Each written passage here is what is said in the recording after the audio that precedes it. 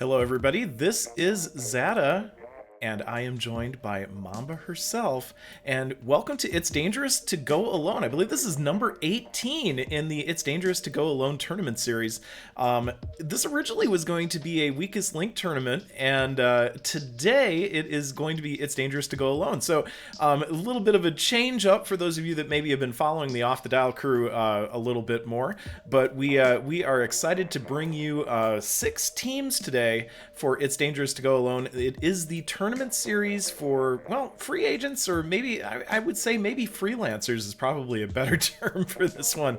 And we're gonna see where things go. Mamba, how are you doing today? I'm doing pretty good. I know it's been a while since I've been here, but I'm excited. I'm excited to see what our freelancers bring us today. Yeah, Um, absolutely.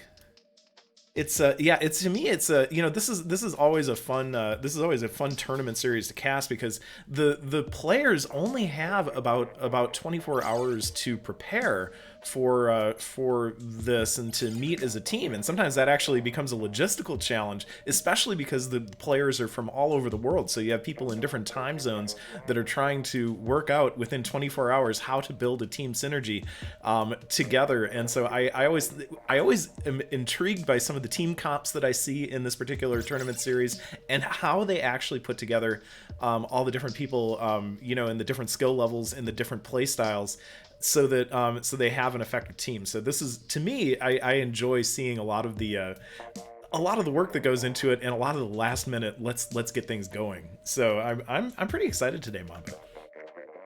Definitely, and I know with our past It's Dangerous to Go Alone tournaments, some teams have been pretty successful. I would say so. Even though they have that limited amount of time, they barely know each other. Some people might know a couple of people from past tournaments, but some teams just do very well. There's a lot of really good team play that happens. So really excited to see just what we'll see today. Um, I believe we may have. Let me see. Looks like we do have some newcomers in this tournament. We do have. Yeah. I would say it's almost half and half. Half newcomers and some people from previous tournaments who already have that experience. So it'll be good to see, how things go out or how they play out. Yeah, absolutely. I mean, that is one of the fun things about well, one of the many fun things about casting this particular tournament series is that I see a lot of familiar faces, but they're on different teams every time. So it makes it very intriguing. I think just from a casting standpoint, and also just from a viewer standpoint, to see how they're going to put it together. Right now on the screen, you guys can see that there's the brackets, and I believe that DJam can give you a link to the Smash.gg brackets. And currently, we're going to be opening up in the preliminary rounds. This is a play all three Swiss round series, so we need to sift and winnow. I'm kind of using Wisconsin terminology here. We need to get the teams down so that we can do a finals bracket, and so there will be 4 preliminaries rounds in a Swiss format, and they are play all three. And so, what you guys are seeing is, well, what you guys aren't seeing yet is the error of tower control on Schellendorf Institute. It's not an error. That's actually what we're going to be starting out with. So nothing like starting out a stream with with Schellendorf Institute, and we are privileged to be casting the Dazzled Drifters and the Floating Fleet. So all of the many of you who have been here before know that all of the team names kind of get made up right before the tournament, and they are all very alliterative in nature. And so DJM does this on purpose so that I just sound like an idiot as I try to go through the team names. But we have Amazing Aviation, Bubbling Balloons, Cracked Choppers, Dazzled Drifters, Emergency Escape, and Floating Fleet as our teams today. So our very first group will be the Dazzling Drifter. See, I knew that was going to happen, Mamba. The Dazzling Drifters and the Floating Fleet will be fighting each other. And then DJ is probably feeling really great right now. If he probably could get all these clips together of just Zada having trouble with the we would have so many, so Yeah, many. yeah. It's funny. You'd think that speaking English all of my life I would get good at it. No, it just doesn't work that way. Especially with what DJM does. But he does speak a different flavor of English than what I speak, which is idiot. So, but that's a story for another time. So, currently we are waiting on a member of the Dazzled Drifters, and we're also waiting on you, Mamba. So hopefully you got that password. Yes, I do.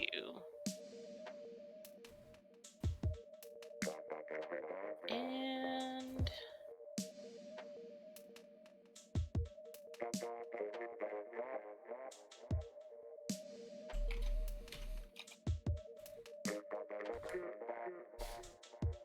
So one of the interesting things that happens in this tournament, for those of you that are wondering, why is there kind of a pause in the action?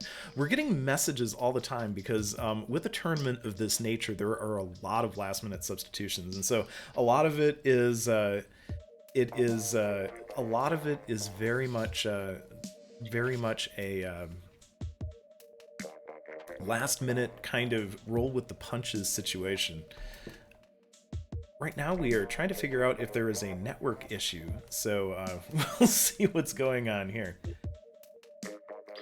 I would say it's been tough. I know, with I feel like a lot of the weather has definitely been impacting it. West Coast, even the East Coast, so and maybe just all over the world in general. When was I believe I was in a tournament earlier this week where someone's power went out twice. Oh So yes. it happens. Well, interestingly enough, I was doing a stream earlier this week, and the my internet service provider decided to reset my connection right in the middle of the stream. So it dropped for literally 5 seconds and then reconnected, and it was just very, very annoying.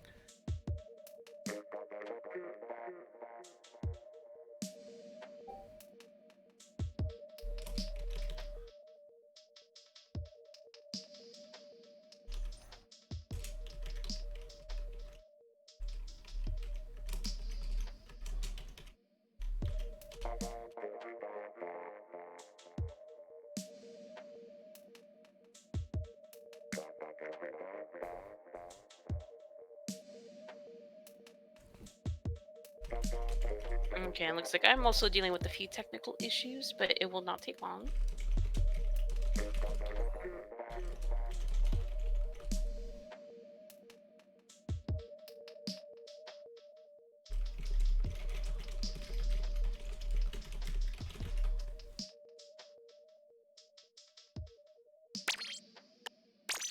Yes, you're hearing the sounds. You're hearing the sounds of a lobby being remade. So you can't see it on the stream. We do have to. We do have to do a quick.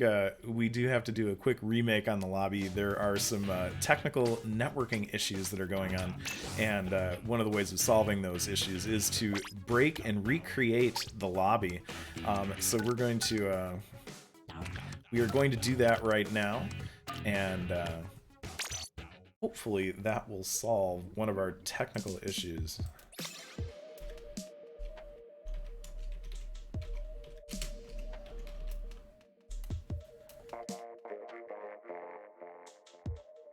And yes, hello to everybody in the Twitch chat. We are, like I said, we are all very happy to see you today on this Saturday or Sunday, depending on where you are in the world.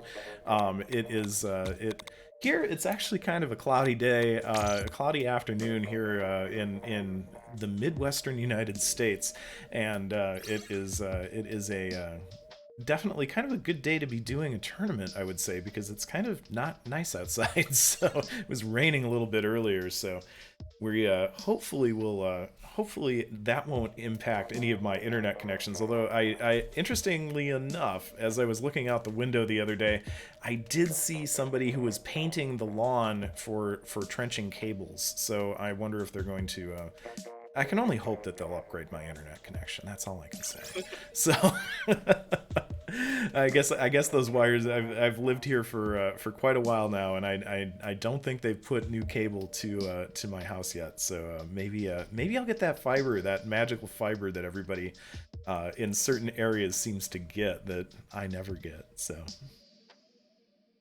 So the question in the chat, and yes, there is a slight stream delay. So if it takes us a while to answer questions in the chat, the Swiss is a scoring system. So a Swiss scoring methodology, effectively, the idea behind Swiss scoring is that you are awarded a number of points for each game that you win, and then you're also awarded a number of points for each set that you win.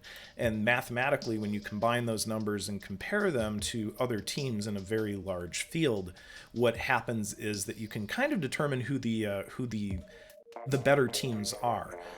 One of the mistakes, and I don't know if it's necessarily a mistake, but one of the things that I see in some tournaments is that they do Swiss as best of three rather than play all three, or best of five rather than play all five. But that can actually have a very big impact if you aren't choosing the right numbers.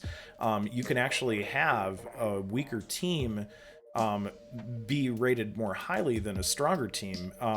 If in certain instances, if they don't 3-0 or whatever. So it can be kind of, it's interesting how the math works. I actually read up on the math for Swiss scoring because I was curious about it.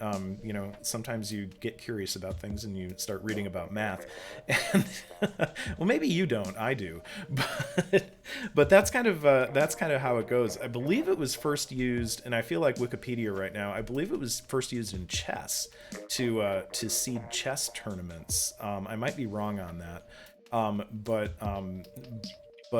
it has been applied to many other tournament formats, and it's kind of popular because when you have in much larger tournaments where you have 60 or 70, there's no way that you can do a round robin where you have each team play each of the other 70 teams. That you can't do that. There's no way to do that.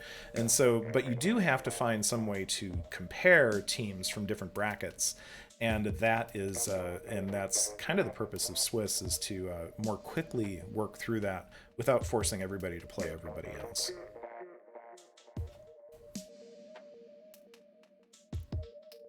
So we are currently waiting on a couple of members of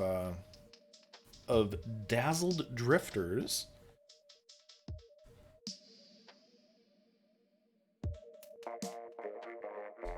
We do have one of our technical difficulties solved, and we got Mamba into our room. So I'm finally here. yes. So we're currently just waiting on a couple of members of the Dazzled Drifters. I believe it is Kirby and we've got Kirby. Looks like it might be Mara Mara? and Karina. I'm not exactly quite Karina. sure.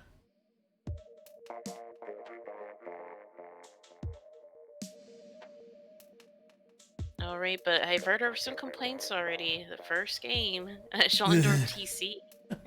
So I feel like this is one of the maps that definitely has gotten better with the changes that have been made. I feel like I actually like Schellendorf. I enjoy it every now and then, but this map is very, very tricky to play. It could be almost very difficult.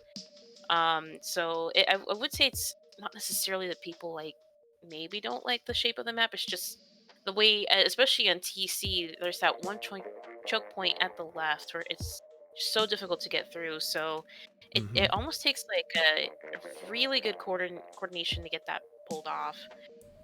So we'll see. I mean, because both of these teams are pickups. They've only had about 24 hours to practice with each other. And I'm not sure if they really got time to practice all these maps, especially this one, where people pretty much avoid it as much as possible. It is true. Schellendorf Institute is, as somebody who streams viewer private battles, Schellendorf Institute does come up every once in a while when you have random map set, and what never fails to come up is the number of complaints that it's Schellendorf Institute. But Mamba, I totally agree with you. The rework on this map has actually made it very playable. By lowering that glass, it actually became a lot more playable. And the interesting thing for tower control on this one for me is how quick that final checkpoint to the final goal is.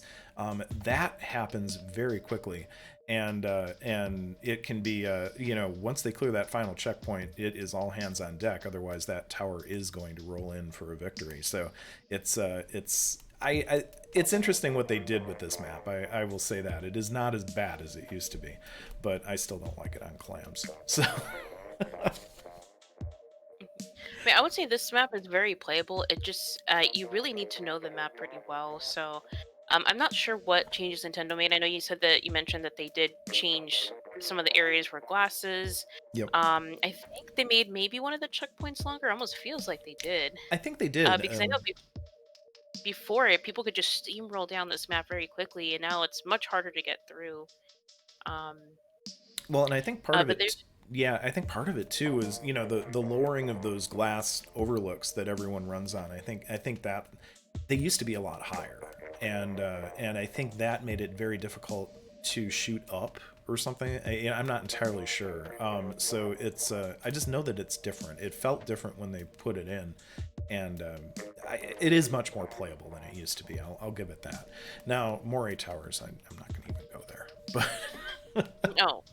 That one, I feel like Schoellendorf popped up in tournament lists, but if Moray will forever not be back. It's usually on the many banned lists. I Yeah. think why a lot of competitive players might like this one, it definitely does take a lot of coordination. I feel like a lot of what weapons that mainly work outside of this map don't work on this map. So a lot of frontline weapons, you have to be very good with your positioning.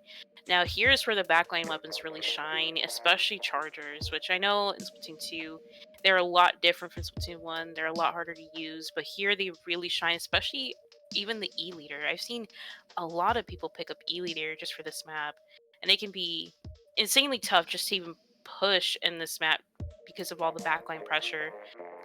So we'll see. We'll see what if we're gonna see a charger or some sort of different comps. Like I feel like I can see a lot of different chargers being used on this map. Yeah, yeah, definitely. This is a very good. This is a very good Charger and Hydra map. Actually, I see people Oh hauling out the yes. Hydra on this one, and if you can get on the glass with that Hydra, and you can really mess up the your opponents, or if you're on the tower, you have to watch out for getting completely destroyed and shredded by one of those hydras. So this is a very good splatling map, I think, and a good charger map for those reasons. You definitely don't really want to be that team without some sort of charger or a backline. I mean, it can definitely be done, but you have to play a very aggressive game. To the point that usually what a lot of competitive players like to do, they try to just get up on the enemy glass and control that. If we can control that, it makes it much easier to push the tower. So, but again, it has to be done perfectly. There, people can flank very easily here on this map too, which Yes. as much as you push, if someone just takes that tower away from you, that push all of a sudden is not that great. So it's Yeah. a very, very tricky map. Definitely takes a lot of communication and teamwork. So that's why I really do appreciate this map mode. But again, And it, it's still, I would say it's still in that gray area of whether it's, liked or fair in certain cases. Well, and again, I think the improvements that Nintendo made to it, sometimes they make these small structural changes, like putting a block in a different place, or in the case of Schellendorf, lowering the glass so that it isn't as high off, high off the ground. It sometimes those little changes actually do make a big difference, and that kind of makes it interesting to see what's going on. And yes, for everybody in the chat, a quick update: we are waiting for two players, one for each of the teams. So we now have all of the floating fleet in the room, and we are just waiting for one more member of the dazzled drifters. I know I'm going to say that wrong at least 5 times today. So it's kind of like I always warn my viewers on my stream that if certain maps come up, I'm going to be falling in the water, and I almost always do. So it's at least I know where I'm going to fail and how. But we'll see what happens. So.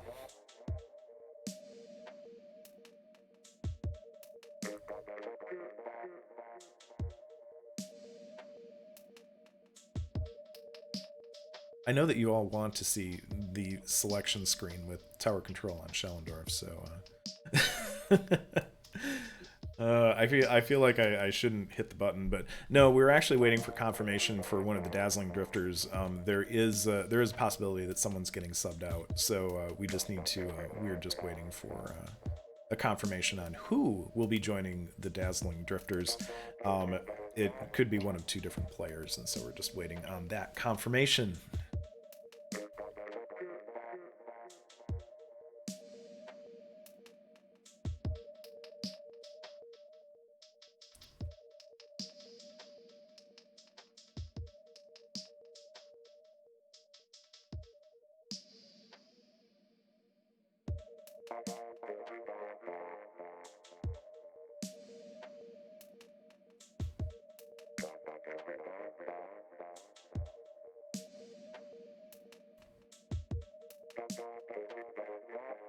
So our opening matches today are Floating Fleet and Dazzled Drifters.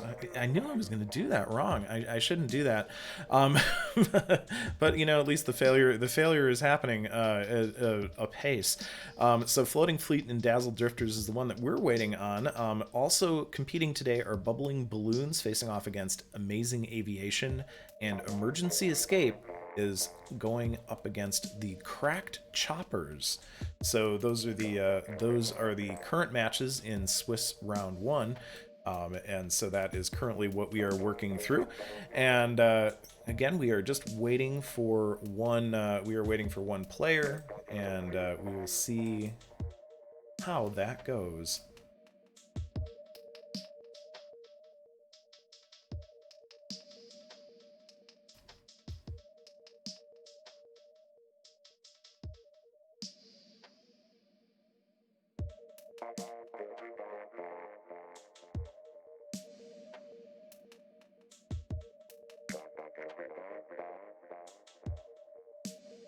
All right, and remember that the preliminaries, they are a play all three. So, regardless if any team wins the first two matches, it's not a best of three. It is a play all three. So, um, we will be seeing some TC Schellendorf. The next two maps also I would say are pretty, I wouldn't say notorious, but they're definitely one of those maps are kind of can be difficult to play with if you don't haven't practiced them.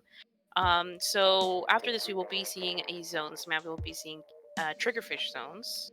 So when we get to that, I have a few complaints about that map, but I think we'll most get to people it. do. And then Rainmaker, New Albacore Hotel. So actually, I feel like all three of these maps can be very good for backlines. Maybe especially Charger main. So if you're a Charger main in this lobby, this might be a really good map list for you.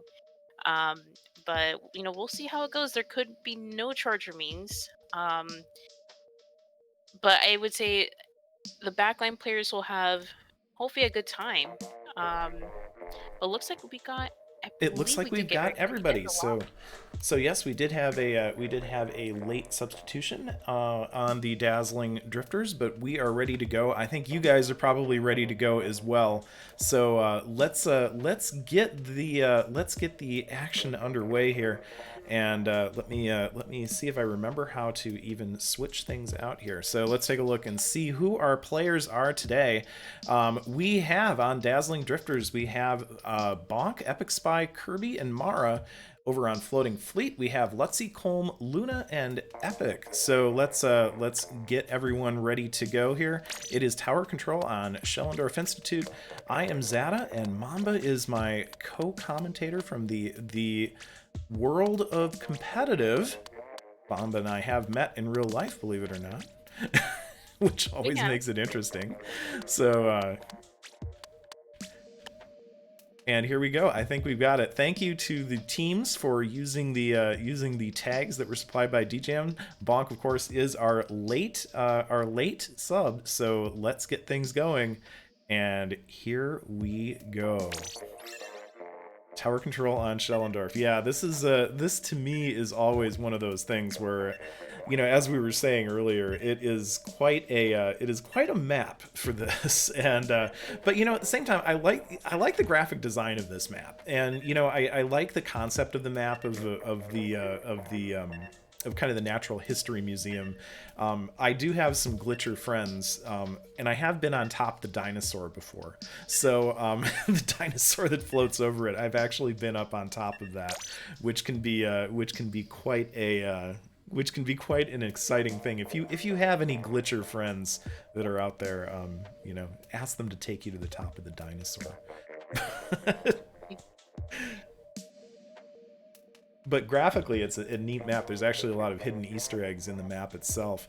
Things that you don't see in the normal course of playing the game, but sometimes you can get a glimpse of them if you go into the recon mode, which I actually use from time to time. I will go into recon just to refresh myself on what a stage looks like, different routes that I can take, and as part of practice, before I go live. I do that actually quite often, and I take advantage of that recon mode just to kind of refamiliarize myself with what's going on. I feel like this is I feel like I can always remember the first time I played this map. I don't even know if it was turf war or ranked match, but it was just I feel like it was so much more narrow before, and now it's still narrow, but there's a lot of height changes that definitely like made it a lot different.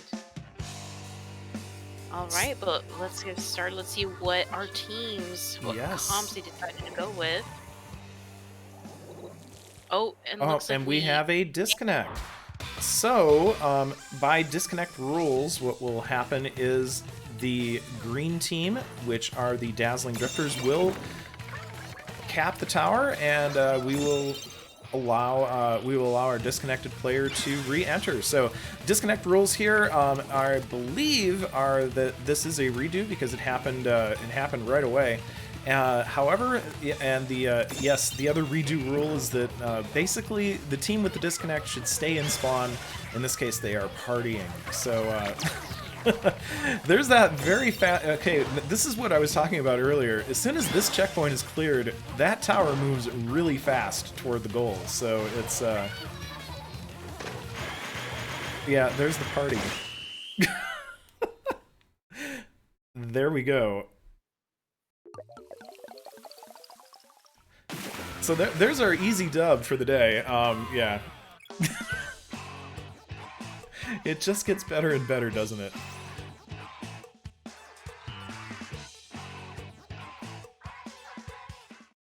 So we will wait a second here. We do have Luna back. So yes, let's do tower control on Schellendorf Institute for Eel this time.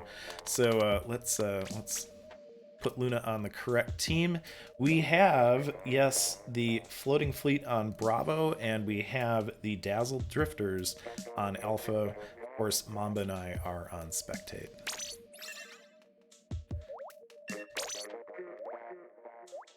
And it looks like we do have chargers on both teams, so that will be an interesting matchup as well. We might hopefully see some really cool sniper 1v1s. Yeah. I like sniper 1v1s. I don't like being sniped by snipers, and I'm not a very good sniper, but I enjoy watching them. That is for sure.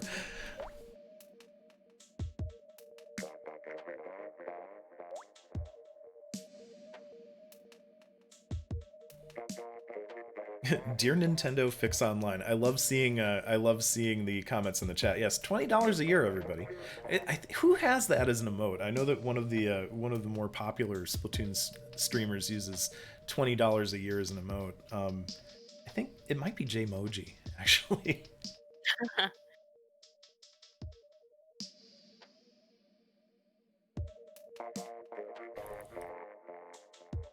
I think this is around the time where most people, I'm not sure when Nintendo Online was released, but I think there was about 3 people one day on Twitter who couldn't scrim or had to leave because their Nintendo Online ran out. Oh my. That, it is funny. Things like that do happen. And they do. Alright, well, looks like we got everybody settled in and we're ready to go. And we do. So take a quick look here. at the gear and the weapons that are in use, and then we'll switch back. Mamba can go into a little bit more detail on that as we watch this very first round of Swiss Round 1 unfold. Alright, and it looks like the floating fleet doing a very good job of just maintaining paint. Looks like they were able to get an early pick on, but right now they are having a little bit of trouble. They are getting pushed back. Looks like Luna using their bubbles maybe to create a little bit of a distraction, get some paint back in mid. It does work, but they're still being pressured really well here from the Dazzle Drifters. And Kirby with that inkjet getting, I believe, I'm not sure if that was maybe 2 or 3 picks, but that actually will be a wipe. And looks like they are ready to push that tower. Epic is ready to engage them here by the second checkpoint. Not sure if it'll be enough. Looks like everybody does have to get over there really quickly if they want to stop this push. And we just saw a snipe coming from Epic Spy. And here comes that Stingray. Yep, here comes that Stingray, and in a very good placement right now. Very close to getting some picks. Unfortunately, the members here of Floating Fleet were able to survive that raid. And it looks like Luna getting a pick near tower, just stalling the tower so no one else can touch it right now. It's just Kirby and Luna right here with the 1v1. Mara comes in to help out. They do take out Luna. Now Epic is trying to hopefully avenge Luna here, but oh, and they do get a pick, but it's a trade. So right now we're looking at a 3v3 right now.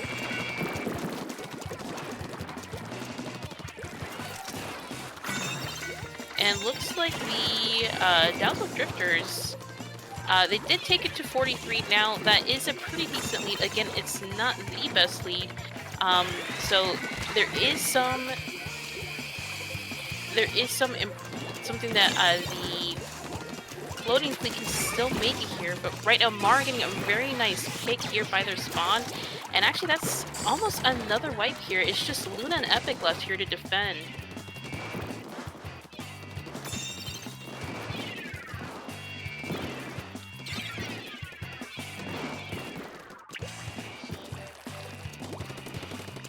Alright, and it looks like even though the Dazzle Drifters did have a lot of control and they were taking tower, it did get stopped here at 43. And that's a really nasty checkpoint to get it through. You have to have as many people as possible to keep taking that tower.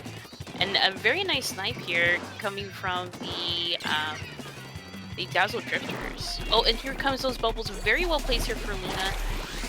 At least they got some paint here near that checkpoint, but they are still getting pushed.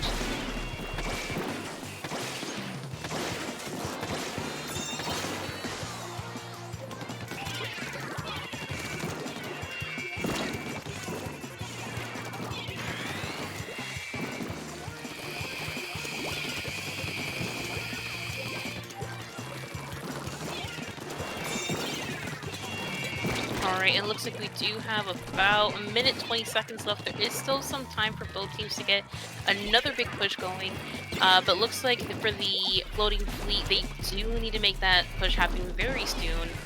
Because again, it can be a large map to get through, especially with the checkpoint, so you do need that time and you do need to push it as soon as possible. Right now, it looks like 3 specials are ready on the side of Dazzle Drifter, so they are just ready to defend or actually use that for their own offensive push.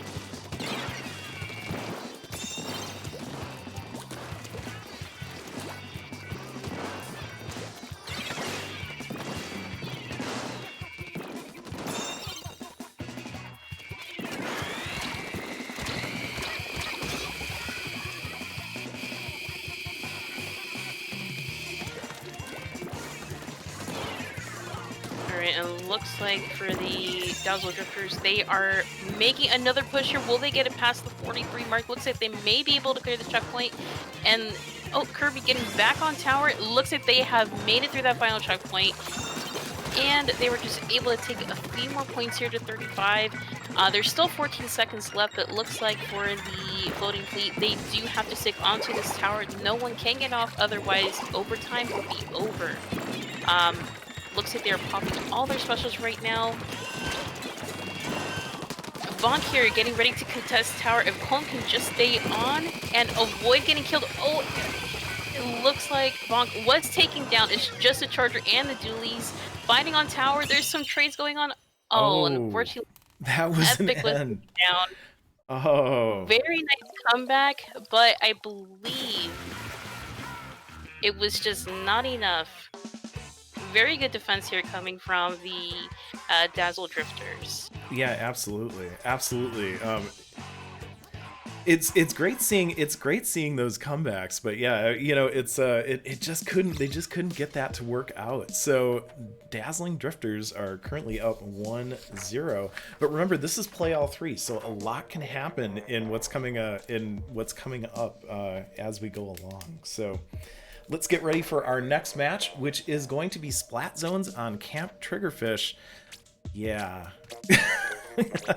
Yeah.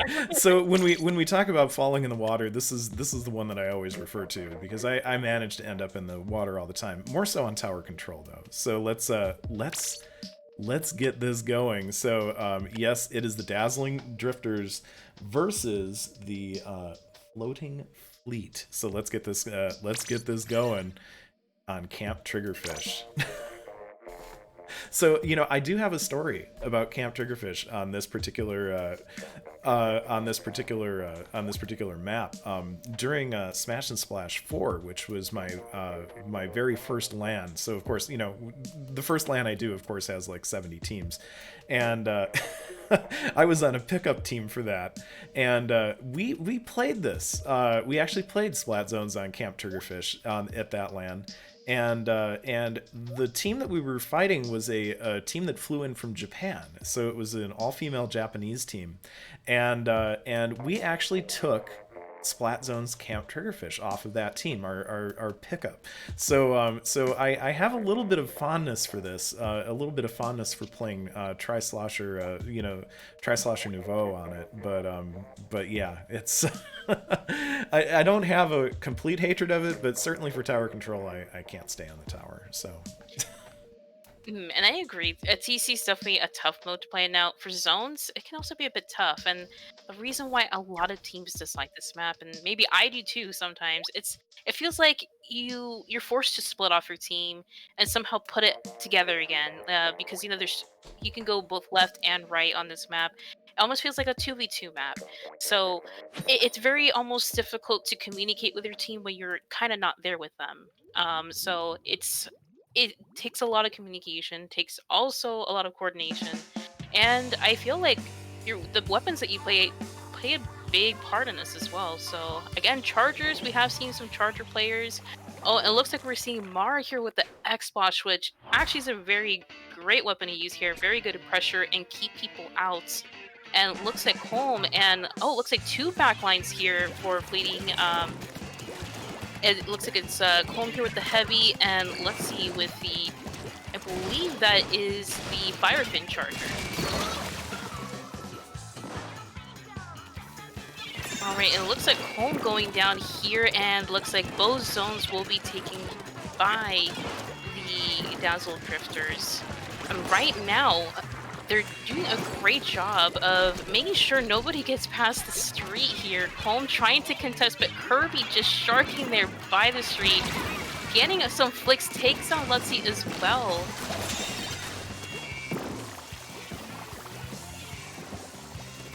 And yeah, we do have the Drifters holding that zone right now. Here come I do see the Floating Fleet coming up to make a move, and there's that splash wall. Alright, and it looks like Kirby is just doing really fine here by themselves. And actually, this is what rollers can do best, is shark as much as possible and continue that push. But it looks like they will go down. But it looks like there are members here of Dazzle Drifters fighting in the zone. But a really good well-timed bomb rush coming from Lutzy that is able to actually kick the Dazzle Drifters out of their zone. But it looks like it's still not enough to fully get the zone. Luna just trying to get that paint back here for both zones. Oh, and a perfectly placed Booyah Bomb here coming from the K-Pro, and that zone will go back to the Dazzle Drifters. So Dazzle Drifters working through that penalty right now. There was just enough time for Floating Fleet to force that penalty, and it looks like they are attempting a retake, but it Okay, and looks like Lutzi is using that bomb rush to hopefully at least stall the zone. Kirby does go down. Home is going to also use their Booyah, hopefully push people back. But that K-Pro is just barely standing right there. Home doing their best to get the enemy zone back, and there we go. That is a cap for the Floating Fleet, so they'll be able to get some points on the board.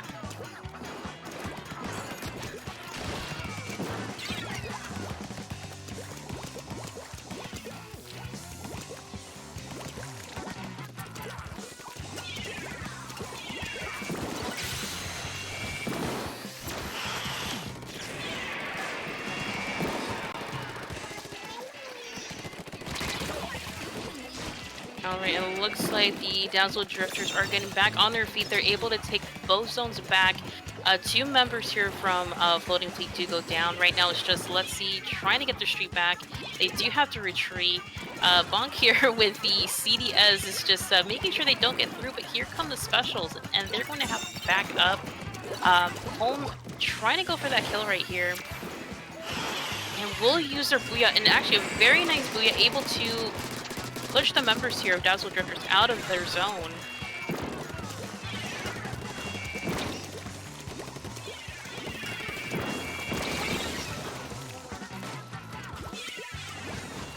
And we've got Kirby back there holding the zone, but yeah, that is a retake by the Drifters.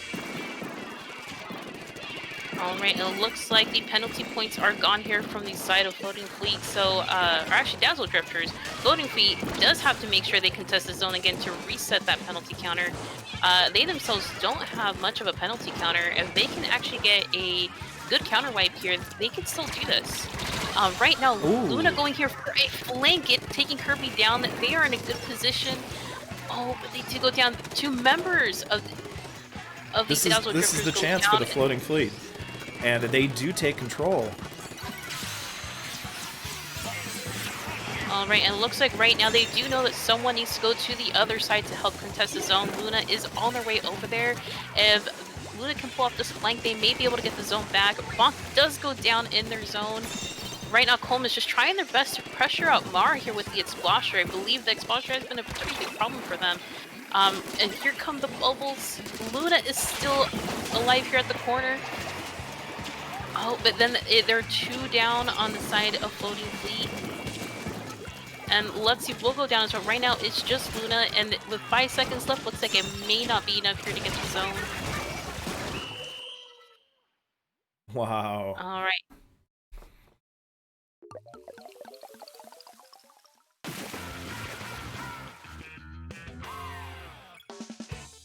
So the Dazzling Drifters take their second one. The comeback attempt by the Floating Fleet just didn't work out again. So I think the Floating Fleet, this next match is going to be their chance to get some of these Swiss points, and we will see what happens. And our next match is Rainmaker on New Albacore Hotel, the infamous New Albacore Hotel, which is always an interesting combination. There are a lot of different ways that you can take the Rainmaker, and none of them ever feel like they're the right way. I completely agree with that. I do know that I would feel there's a bit of three common routes that you can take it. You can take it through what I call, it's either the top for some people or the very left side. Which I feel like that's the most common. It's not the fastest, but it gives you somewhat a little bit of cover. Of course, taking right through the middle, there is obvious reasons most people don't like doing that. It's very situational, just because you can easily get killed. And if you take it more towards the right side, you definitely have the most cover, but that is the longest way. So a lot of these, like you said, it almost doesn't feel like it's right because it's very situational. You just have to be Yes. very aware where the enemy team is, where your teammates are, and have that communication. Yeah, absolutely. I mean, this is a communication. You hit the nail on the head with that. This is a communication focused stage for sure. And once that Rainmaker gets into certain areas, it is difficult to defend it, and it's also difficult to defend against it. So it there are a lot of obstacles on this map, and that's what I always find what I always find a little strange about it. And then of course with the greats, you can't rely completely on swim speed, or you can't rely completely on run speed, just because of the layout of the map. So in some ways it's a very balanced it is a very balanced type of map, um, Mhm. for those reasons. Definitely, and that's what most people appreciate about Rainmaker, because I feel the people that don't like Rainmaker feel the objective can be cheesed kind of easily, and this Yeah. map is definitely not about that cheese. um, it does take some communication, and but again, with all Rainmaker maps, if you don't pay attention to what's going on near the Rainmaker, that can happen to you. But right now, we'll see what these teams do have to offer. I do see that there is a custom jet on both sides, and I feel like that it can be a very strong backline, especially with Ray. It is one of those weapons that's known to get Ray very often and stop almost every push.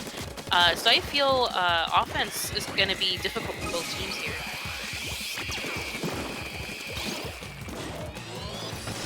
So we've got Epic with the Rainmaker, but right there was Bonk putting a stop to that initial push. Both teams are down by one player right now, so it is still very much a matter of feeling it out. But it looks like we have a Holm pushing the Rainmaker a little bit, so this might be the game of inches that we're going to see here.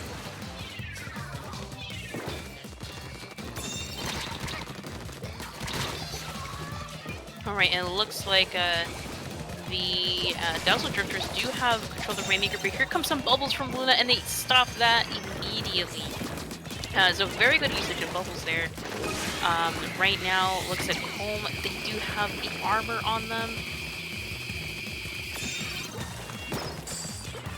Oh, it looks like Mars sneaking up behind the Rainmaker. A nice stop here. And Ooh, whoa, most of the members wow. here, the Dazzle Drifters go down. Kirby's just really the only one defending. However, the Rainmaker is really close to spawn. It's going to be very difficult to actually push that through now with all the members back. Looks like all the members of Waiting Fleet just came back in. Or Floating Fleet, I apologize.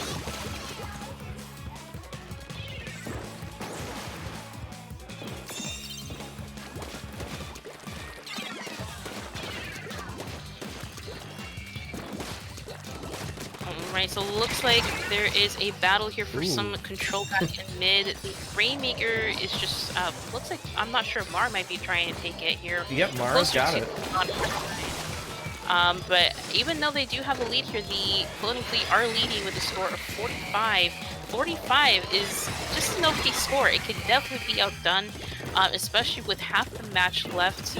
Right now, they have 3 players up. Bonk trying to go here for a flank and trying to at least keep Luna busy. Oh, and it looks like they were able to get that armor out and get a pig. Right now, Luxie is trying to keep Bonk out, but while Bonk is doing this flank, here are Mara and Kirby just trying to get mid back and get that Rainmaker. Home and Epic also doing a very good job of stalling and making sure they essentially can't pick up the Rainmaker.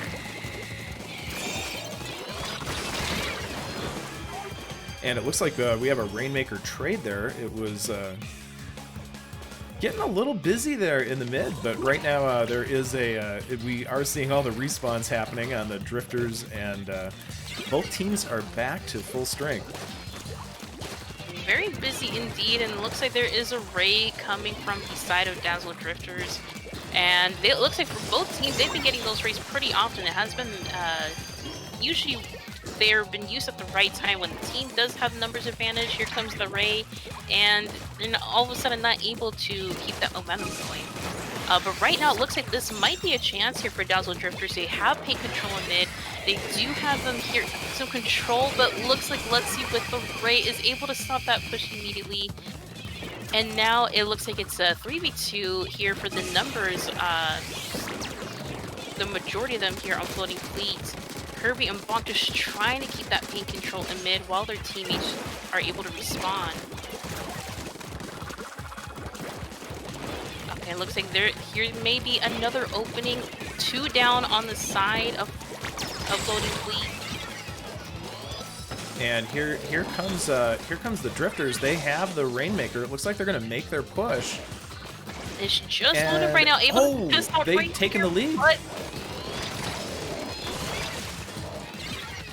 Oh, and looks like they were able to take it to a single digit 6. Right now, there's still 30 seconds left. It could still There's still a be chance. victory here for Loading Fleet. There might still be a chance, but they do need to get this Rainmaker out of their spawn. Unfortunately, looks like Kirby is going to go for the dunk, and they do get the KO. Wow.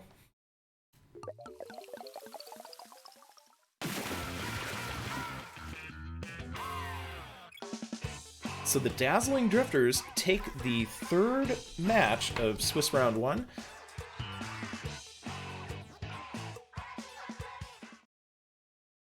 And that gives them a 3-0. So we are done with our first round of Swiss. So we are currently in a play all 3 scenario, which basically means that that we will be playing all 3 matches, and so we will wait patiently for our next group. But yes, GG's to everybody today, and we will be moving on. I'm not sure who we're gonna see. Could we be seeing the amazing aviation, the bubbling balloons, the cracked choppers, maybe the emergency escape? I don't know. So we'll find out. We'll find out very shortly. Let's take a look at the brackets and see what's going on in the brackets here. And while you get that bracket ready, I know that there have been some questions that yes, it is indeed a play all 3. And actually, I really like this about that tournament. I know some people are newcomers, and some have played in Swiss tournaments, and I think we've all felt that, I would say that disappointment, because with Swiss, there can be a lot of tiebreakers, and at least playing all 3 gives you those extra points, so it's easier to look at those tiebreakers. So that's what I really like about this tournament, and I believe some other tournaments are starting to pick up on that. But yes, so this will not be a best of 3. It will be a play all 3. A play all 3, and yeah, I will be the sounds that you hear are adding another friend for the for this stream so that we can get people into the lobby for our next matches. So but yeah, the play all 3, you know, Swiss, again, the scoring, when you look at the math behind the scoring, you really do need to do play all 3 in order to get the correct numbers and the correct comparison between teams so that you can properly seed the finals. Now our finals today are a more traditional best of 5 style, so we will they are single elimination, they are not double elimination, so there are a variety of tournament structures going on here. So let's take a look and see. It looks like DJM is getting ready with the next assignments. Mamba, I will give you the password for the next round, so you have it.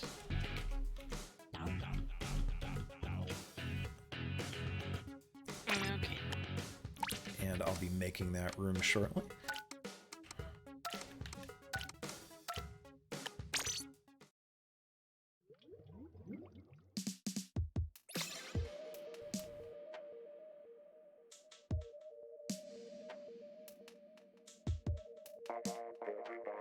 And it looks like we have our assignments. We have rotated in.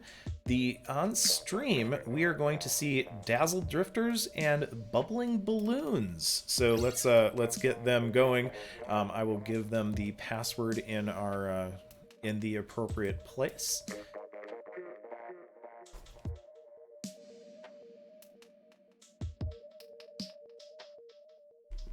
All right, and while we get the teams here, it looks like the Bubbling Balloons. I know we did see the Dazzle Drifters on the first round, so we will be seeing them again. They did get 3-0'd, but now we have here the Bubbling Balloons. They did go 2-1 against Amazing Aviation, so they must be feeling pretty good right now. They've been doing pretty good the first round, but I feel that the Dazzle Drifters. Oh, and actually, my apologies. They were the ones who actually took the 3-0 in round one. So both of these teams, it came out on top here on their first round. So we'll see how they do. They especially with the Dazzle Drifters, they did a really good push at the end, almost not having any points in the beginning of the game, but were able to fully KO it um, on the last Albacore Hotel match.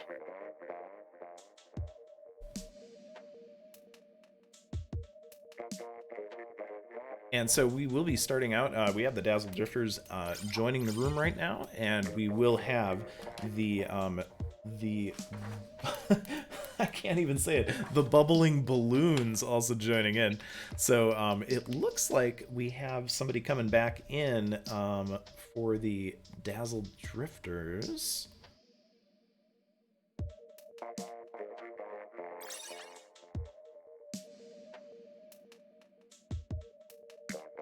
As we get ready here.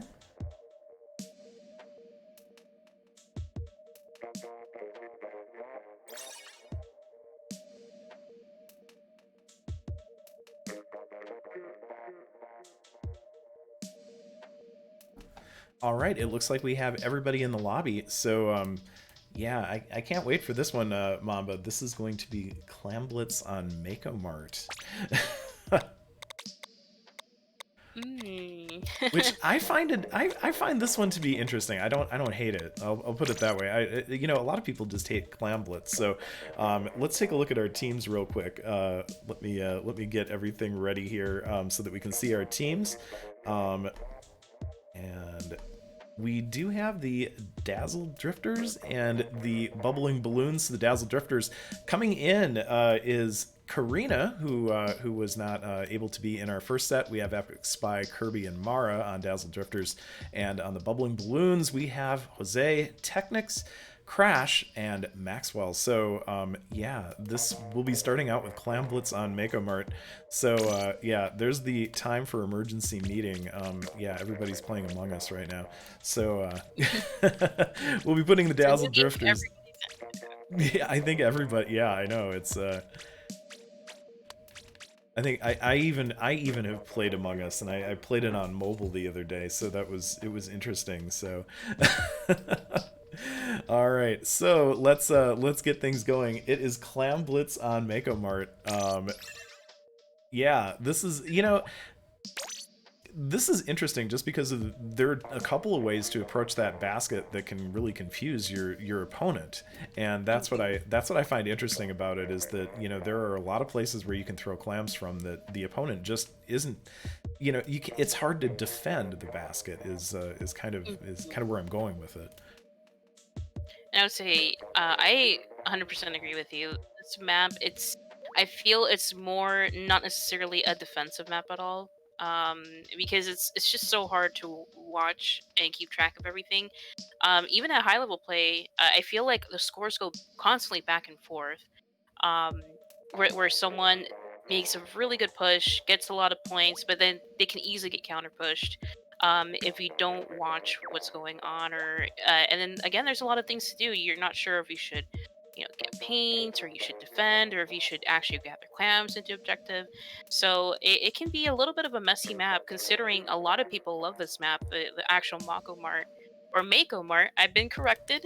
Really, really. I've always said it Mako Mart, so I guess I know we had a debate on that once. I believe it is Mako. I was told it's a type of shark, so, and I did listen to it on Google, so it is Mako. But I like calling it Mako. But what seems like a balanced map, it feels more of a very aggressive clams map. So we'll see what both of these teams. It looks like we are seeing a little bit of aggressive comps from both teams. I do see, I believe that is a Galuga Deco coming here from the side of the Bubbling Balloons. Yes. I believe they're probably used Baller as well. Actually, I believe Jose and who's using here on the Nut, I believe that's a Baller one as well. So there may be two Ballers here for the side of Bubbling Balloons. And we all know how baller pushes work in clams. Well, and Baller is pretty good on this particular map. So you know, the way the lanes are constructed on this map, you know, pushing a Baller through the lane, you can actually do a lot of damage with them. You can keep people off the left and right stack as well, but looks like Kirby was trying to go for a little quick push here. Unfortunately, they were not able to score the basket in time, even though they're very close, but that gave their team enough time to get feedback in mid and wipe most of Bubbling Balloons. Right now, it's just Technics here to left to defend, but is pushed back by missiles. Karina's ready to go and get a pick on them, but looks like they are able to narrowly escape. And again, Googles are dualies. They're very good at that. But it looks like that offense all of a sudden is actually turning against them. Bubbling Balloon's able to get that map control back right away. Ooh, two go down here on the side of the Drifters. Jose getting a really nice pick on Mara and is just going to try and hold their streak, but does go down. Balloon's getting a really nice push here. And I believe looks like Crash is just trying to keep him busy. Hopefully Max can get a few more clams in. They do get 2 in, and it looks like that will be the end of the push here. They pushed to 253. Very good push. Again, still not what I would consider a very huge push right now. Especially right now, it looks like the Drifters know they can use this wipe to get this map control back. 3 of them have specials at the ready, and looks like those specials are about to go out and with the score. And here comes that counter push, and this one looks like it's going to be just as strong. Will the Drifters be able to get it? Looks like the Drifters don't have any clams. Unfortunately, they weren't able to get more clams, but they do still have their heavy player right now, able to keep control here mid. They do get a pick. Mara and Kirby just on Jose right now. Jose still able to get a pick on Mara, but does go down to Kirby. Okay, but still, the scores are very close with about half the match left. There's still plenty of room for more pushes. Right now, it just comes down to who can get the next wipe in mid. Now, it looks like Technics try and sneak here on the right side, but unfortunately, there is a lot of members of the Dazzle Drifters there.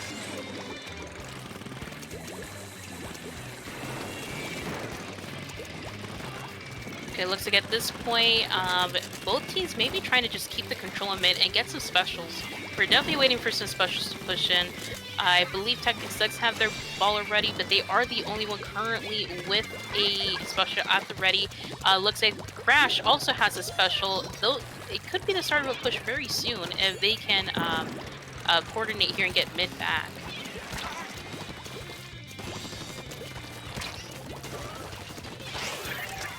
Okay, it looks like that is where the push is starting, but Mara able to pop those bubbles out, and it looks like they missed the first clam. Oh.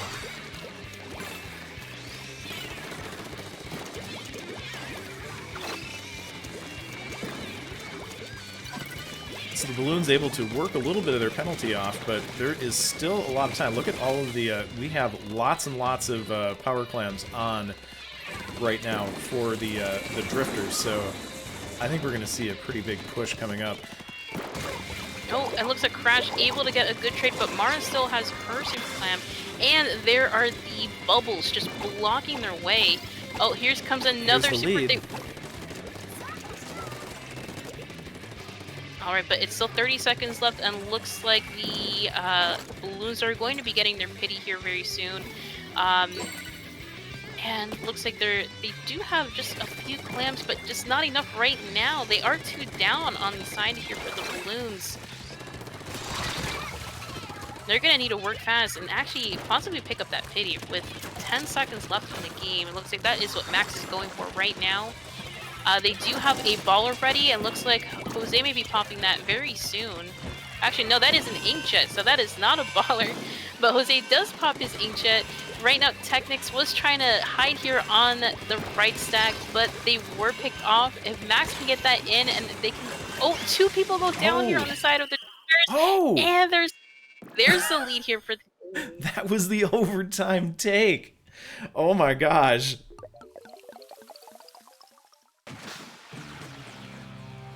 All right, and very close match, but looks like for the bubbling balloons, they actually were very patient here towards the end. They knew they had to get a little paint, maybe get a couple picks, and then when it was just right, they just went for those clams and scored. So very close match between both teams. Like I Yeah. said, this map, if the teams are more evenly matched, there will be a lot of back and forth, and that's exactly what happened. But very good play here coming from both teams. So yeah, that was I love it when it goes into overtime and it really is that close.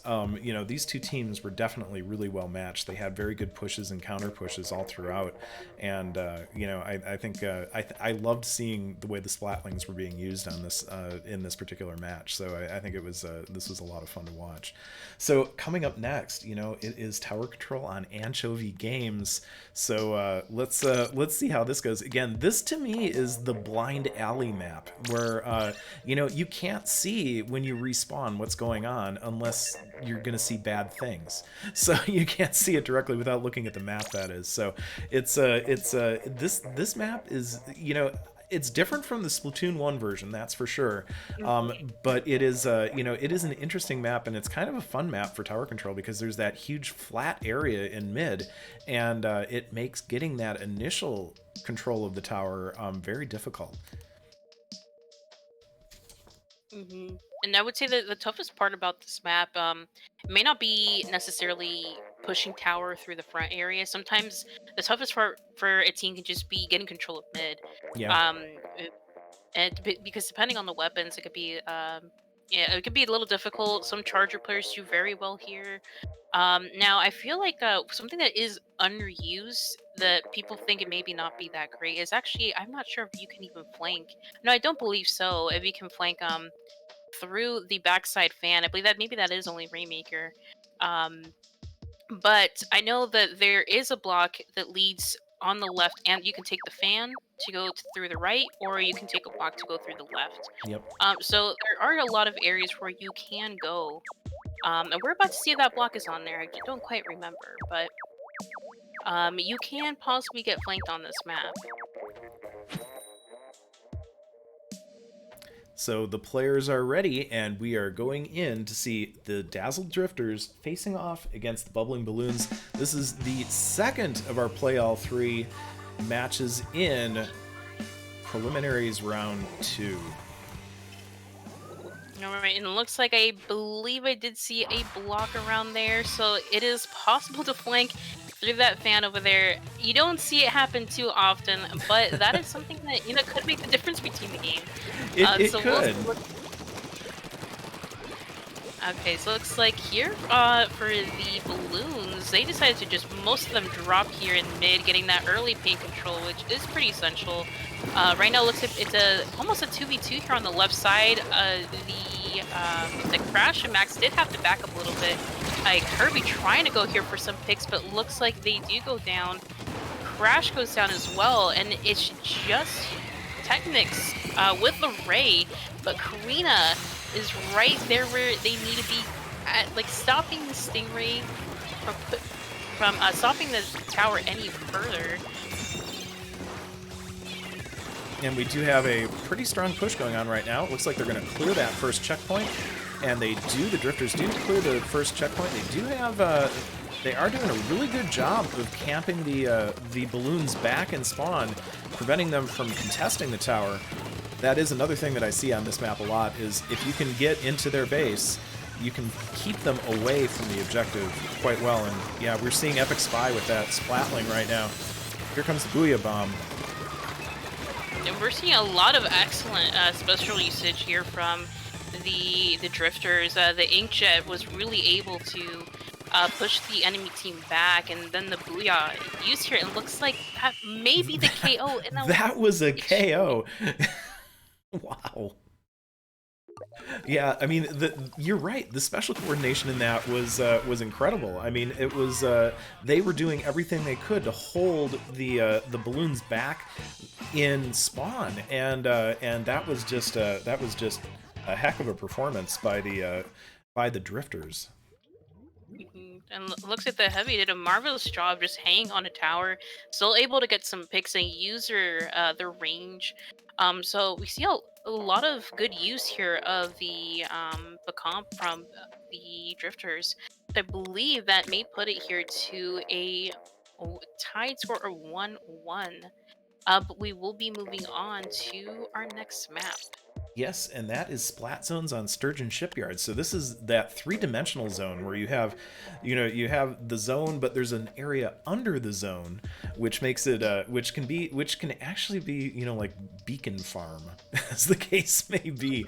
I see a lot of beacons down there. I know that I've placed a few beacons down there in my time. So it is Splat Zones on Sturgeon Shipyard. I really like this map because of the way that the spinners rotate up. I mean, it gives you different vantage points throughout the game, and to me that makes it an interesting map as far as Splat Zones goes, or really any of the modes, because sometimes the snipe that you have isn't available, or the snipe that you'd prefer to use isn't available.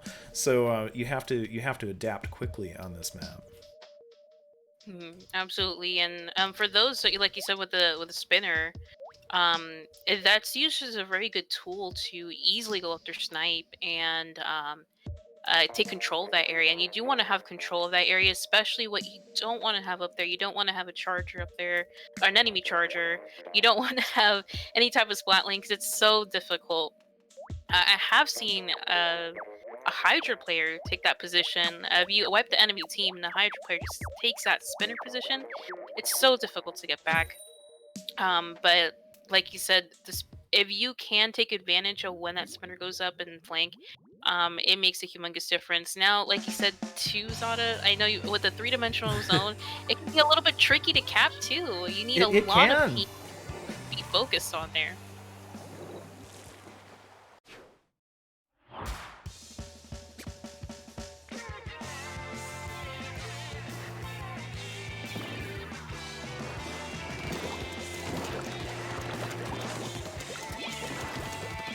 All right, and it looks like here for the side of the drifters, they try to go for an early control cap of zone, but right now it's almost even. And actually, no, they do get the cap. Their roller, I believe that's a Ken's roller does go down, and Missile's doing a good job here of spreading out the balloons. Right now, they're actually just made them clump together. Mara trying to go for the flank, but Jose was able to catch onto that flank. Right now, they're just rushing down mid. Hopefully, they can get some picks and preventing them from pushing.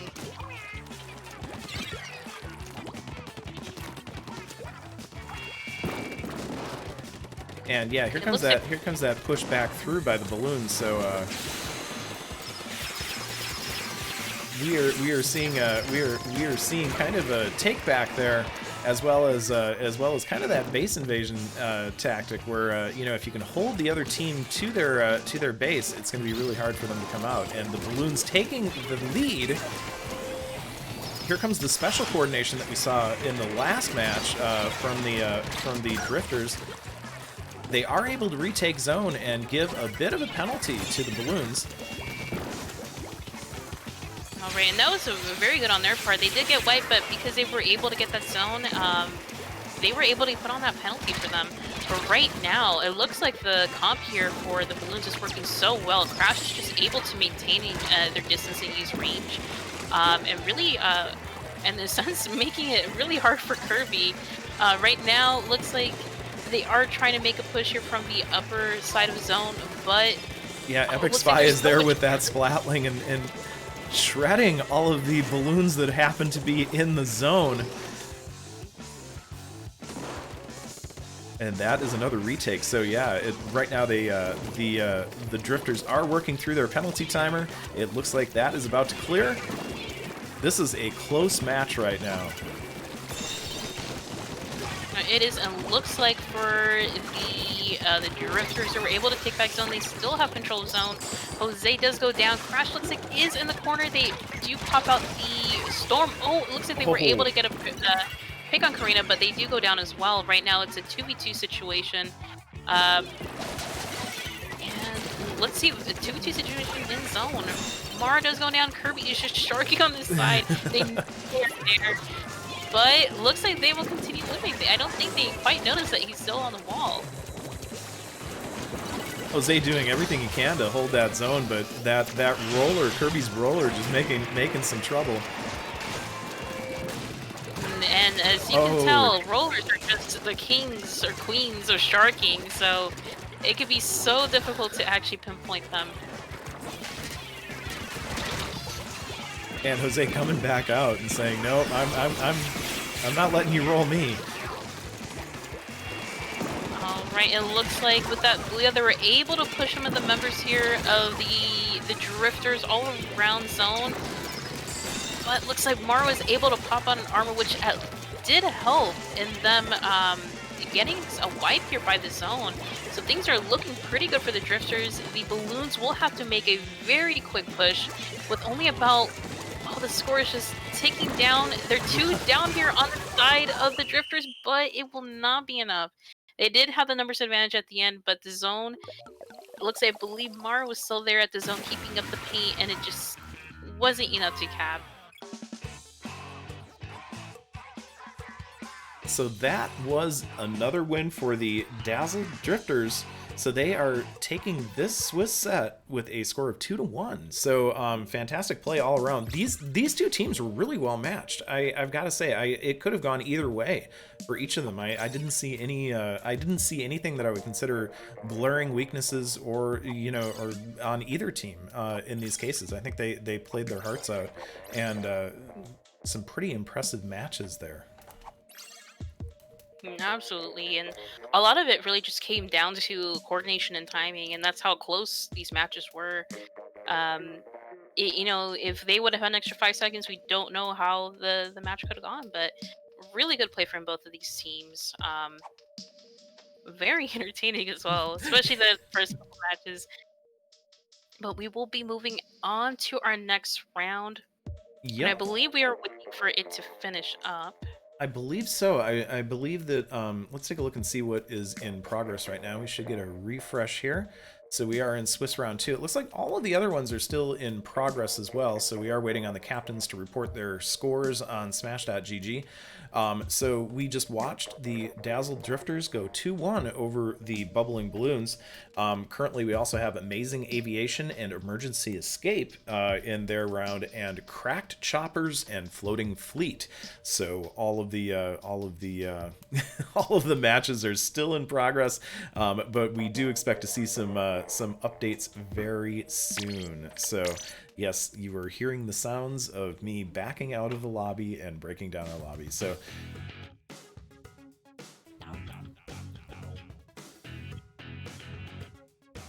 I think what we've seen today, though, is again, part of what I enjoy about Off the Dial and the It's Dangerous to Go Alone tournament is that they do match the players according to play style and rank. So they try to balance the teams as much as they can, using some numerical magic and a little bit of special sauce behind the scenes.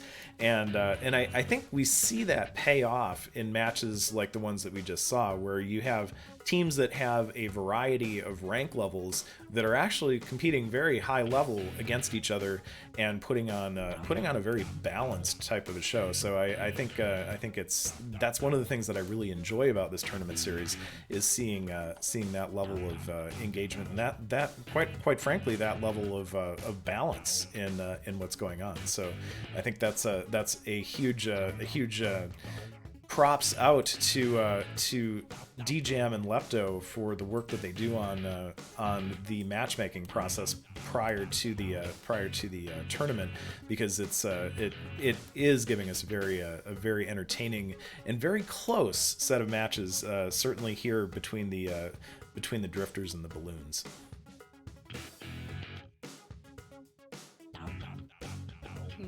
Absolutely, and something that I know we were talking about it before the tournament started, but it's very nice to see how it doesn't matter what level you are within like your solo ranks. A lot of teams have been doing very well, even with the limited amount of time they had to play, or at least get to know how each other play. They did very well. We saw a lot of teamwork, a lot of coordination.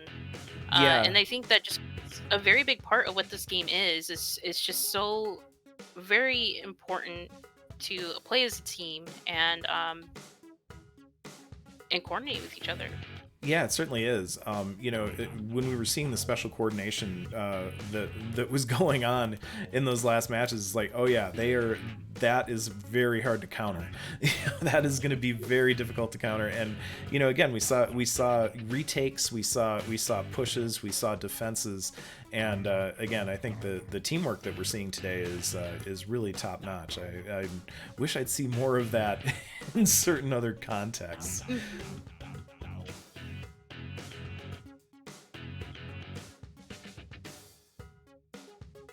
So we are currently waiting for some match details. It looks like they just have wrapped up. It looks like we have been pushed into round 3. Let's take a look at round 2. It looks like, so we do have the Dazzle Drifters over the Bubbling Balloons, which we saw. It also looks like the Cracked Choppers have taken their set over the Floating Fleet. Still no word yet on Amazing Aviation and Emergency Escape. But then It again, looks like it is showing as a 2-1 here. So all right. Amazing Aviation did take the W Nice. here for Nice. And There 3-0 it is. coming here from Cracked Choppers against Floating Fleet. So looks like the choppers are indeed cracked. But we'll see who will be seeing on Stream X. That's right. And what's funny is I feel like I'm one of the older Splatoon players, and I feel like I learned all these terms from a lot of the people I play with that I would never have known. Yeah, I definitely feel that. I am one of the older Splatoon players as well, and I've learned more from high school freshmen and sophomores than I ever thought I would. But it's fun. I think that's one of the things I enjoy about this game is that it does bring together people from all different kinds of walks of life, as well as all kinds of different countries. I've talked to more people. It's like every day I talk to somebody from some other country, that's playing the game, and we're all having fun together. And that's I think that's what's important about this game, is that you can make some really good connections, especially in this time where heading out to the movies or doing some of the more traditional types of things you just can't do. So I think it's been this is a fantastic game and a fantastic community of people that play. Absolutely, I definitely agree. And I learn new vocabulary every day. Me too. Yeah, and the other thing I learned is how quickly it changes, because what might be cracked today you might not be saying cracked in about 6 months. So it's there are certain phrases that kind of come in and out of vogue very, very quickly in the gaming world. That is certainly something that I've realized, and so. The real question is, will some of the 1980s gaming terms ever come back? And I don't know that they will. So. Hey, I always feel like when they used to say Kappa, now they even say that no more. They say cap or no cap, and Yep. I just have to go with it. And cap is lie, and it took me a while to learn that. That saying no cap is the same as no lie, and he's capping means that he's lying. But it took me a while to figure that out. But it looks like we have our next assignment. So we are going to see the balloons and emergency escape on stream. So let me get things set up.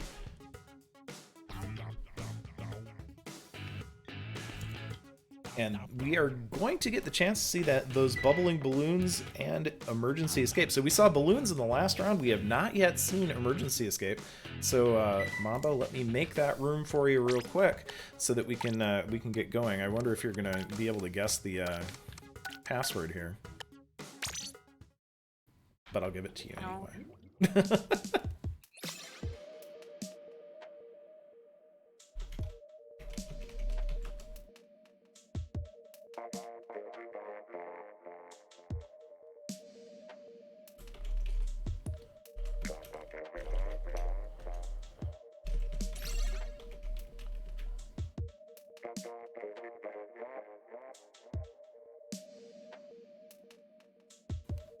All right, and looks like while Zada is getting this lobby set up, we will be taking a quick peek at the map list that we're about to see. Now, I think I do see a map coming back that we saw actually last round.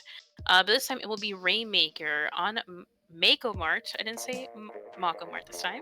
You did say So Mako Mart this time, yes.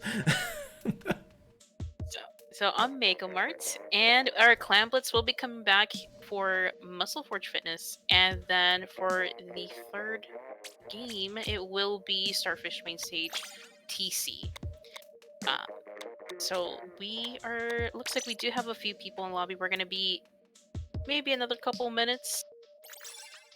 Maybe not a But couple minutes. I don't know. They're kind of I popping don't in here quick. know. I mean, I have seen. I don't know what the record is. I feel there's people who join almost immediately, and I think I have waited maybe 40 minutes for someone to Oh, join. Not in a tournament, but like maybe a scrim. yeah. So it can differ per person. I think I saw a meme on Twitter recently, or at least a post on Twitter that Japanese scrims, everybody shows up at the same time, and they're very punctual, but North American scrims tend to be there's always some guy that's coming in 20 minutes late. So Mhm. I would say definitely. I have actually done some Japanese scrims myself, and I think part of the reason is yes, they're very punctual, but I actually believe it or not, they don't like putting passwords on their public or their PBs. yeah, I've So. heard that. I've heard that. So, whereas here, my problem is, well, actually, I stream off of an alt. So this particular tournament, I use an alternate account for, because if I were streaming on my main, I have 200. I always have between 290 and 300 friends on the list, and a lot of them just want to join. If there isn't a password, it will be a nightmare. So yeah, that's why I do it this way, and that's why we have passwords. But yeah, I've heard the same thing about Japanese scrims, and the Japanese culture of Splatoon is just a little bit different from what we do in North America and Europe. So Mhm.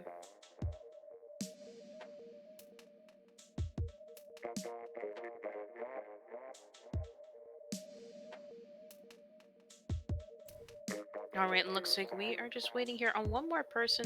one more player. In the meantime, we can go ahead and discuss this beautiful map. But I will say this is another mode where it's not my favorite Mako Mart mode. Again, like I keep saying about this game so many times, it is a coordination game, especially with Rainmaker.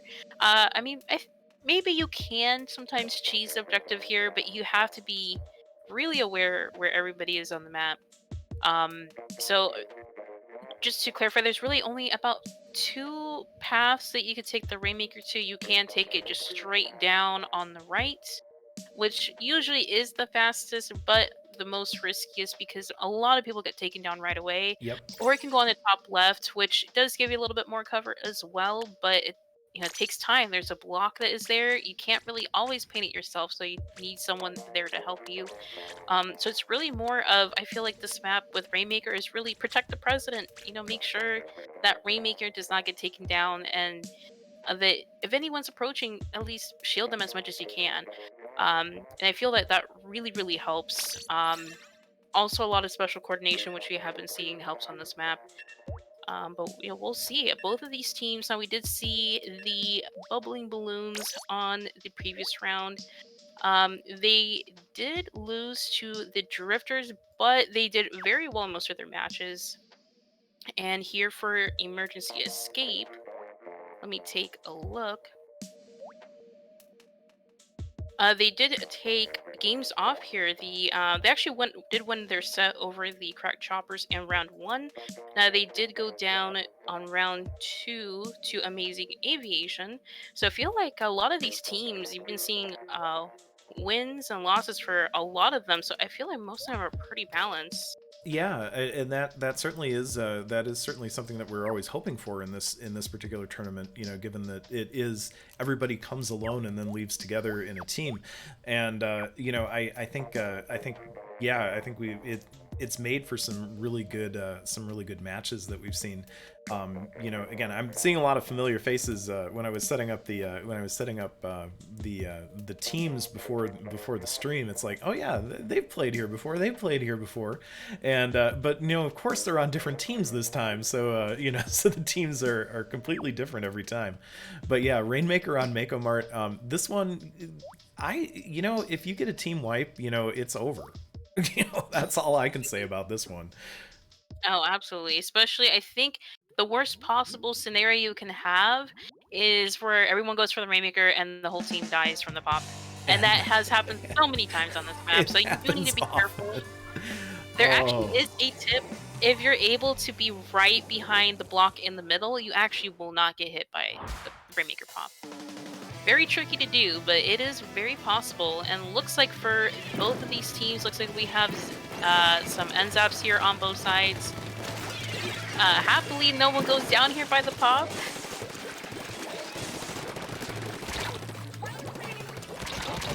Looks like... Oh, there is a wipe here for the side of... I believe that is... it is the emergency escape. So yes, we have a hard push coming in right now by the balloons. Looks like that push got broken off. And so this is what I mean. Even Oh, though they had that really good wipe, they only took it to 50, even though it feels like it's so close to the podium. But Jose doing a very good job of maintaining this control near their spawn, keeping them so busy. Oh, they take out the Sploosh 7. Right now, it's just, looks like it's just the T-Tech and Jose. Oh, and Crash is able to just sneak that Rainmaker pass. wow, the balloons. Oh my gosh, yeah. Jose was definitely taking control in front there, and that gave the balloons that opportunity to push that hard to get in there. So heck of a performance in our first match. But yeah, those team wipes, those are so dangerous when it comes to this particular mode. Hmm. So our second map then is Clam Blitz on Muscle Forge Fitness, and this one always makes me groan a little bit. This is not one of my favorites for Clam Blitz. It always seems like those grates are going to get in the way. Yeah, I feel like even though this may be, I feel like it's in between. It's not my favorite map. It's definitely not my least favorite. But I feel like this is one of the more balanced maps for Clan Blitz because it's kind of not a. How can I put it? You can't be overly aggressive on this map, but you can't be overly defensive. So I feel like it's the right balance of being aggressive in a defensive map. Um, because you need that coordination. You actually do need weapons that really help support scoring really easily. And I think for people that have very good awareness of this map, they do very, very well. Sometimes it can be very hard to be sneaky on this map, but I have a feeling we probably will see some sneaky people trying to go and score. Like you said, that grate in the middle makes it very difficult to push, especially since if you're in a defensive position, it's very you can very easily stop pushes. Yeah. So we can see some pushes here, what we call like a more of the, if you're in a defensive stance, you'd be more on the left side where you would be seeing flanks. Um, but again, really a nice map to play clams on.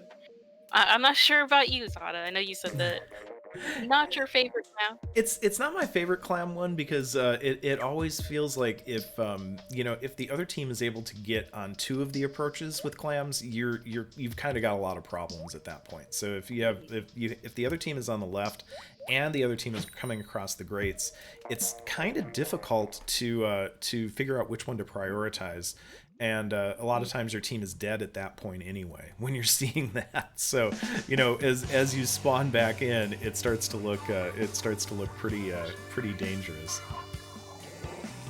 And actually, I agree with that. I think even in other modes with this map, it's kind of difficult to prioritize. You know, where do you control? Where do you want to lay down the paint? If you have someone pushing on opposite sides of the map, it's very difficult to pick one. But looks like we have Trigger coming back on the tent, which is a very good weapon to use on this map. And looks like we do have some changes here with the comps. Looks like we have the double ends out comp that I think we saw before here for the bubbling balloons. And I feel like it's a mostly similar comp here for the emergency escape.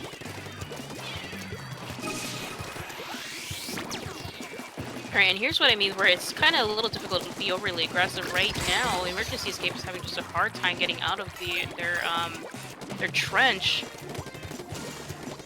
Yeah, but it looks that trench can definitely be a problem, but it looks like we have a push coming in right now by the balloons. They are using their bubbles, but it looks like that push just got broken up. They're gonna give it another try. Like tried to go here for a little flank, but they are able to score it now.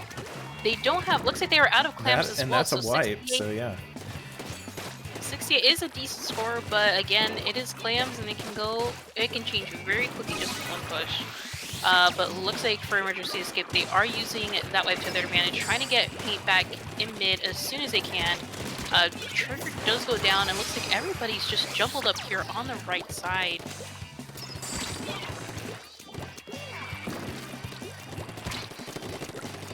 Of course, those power clams painting a big target on players. That's something that sometimes you forget about, is that as soon as you have a power clam, everybody knows exactly where you are.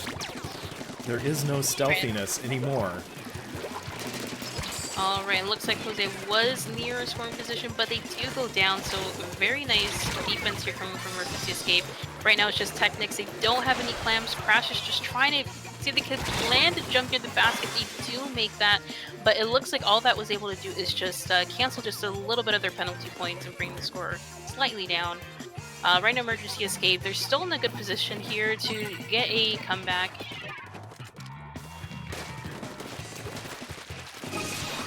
But they're having quite a bit of trouble. Looks like with the double zap comp, it's doing such a good job of maintaining the paint and keeping the paint back. But Trigger getting just slightly through, but with the Crash bubble was right there.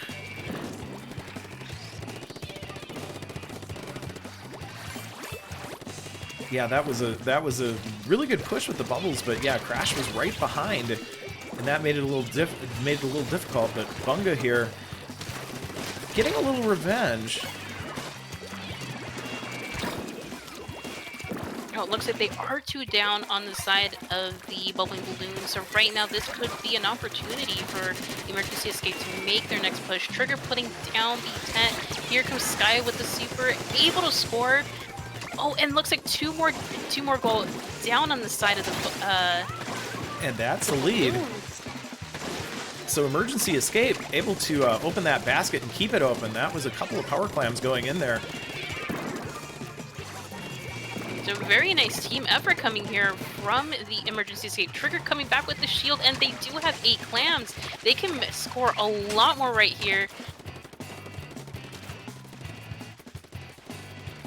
Trigger but it looks like that jumping out.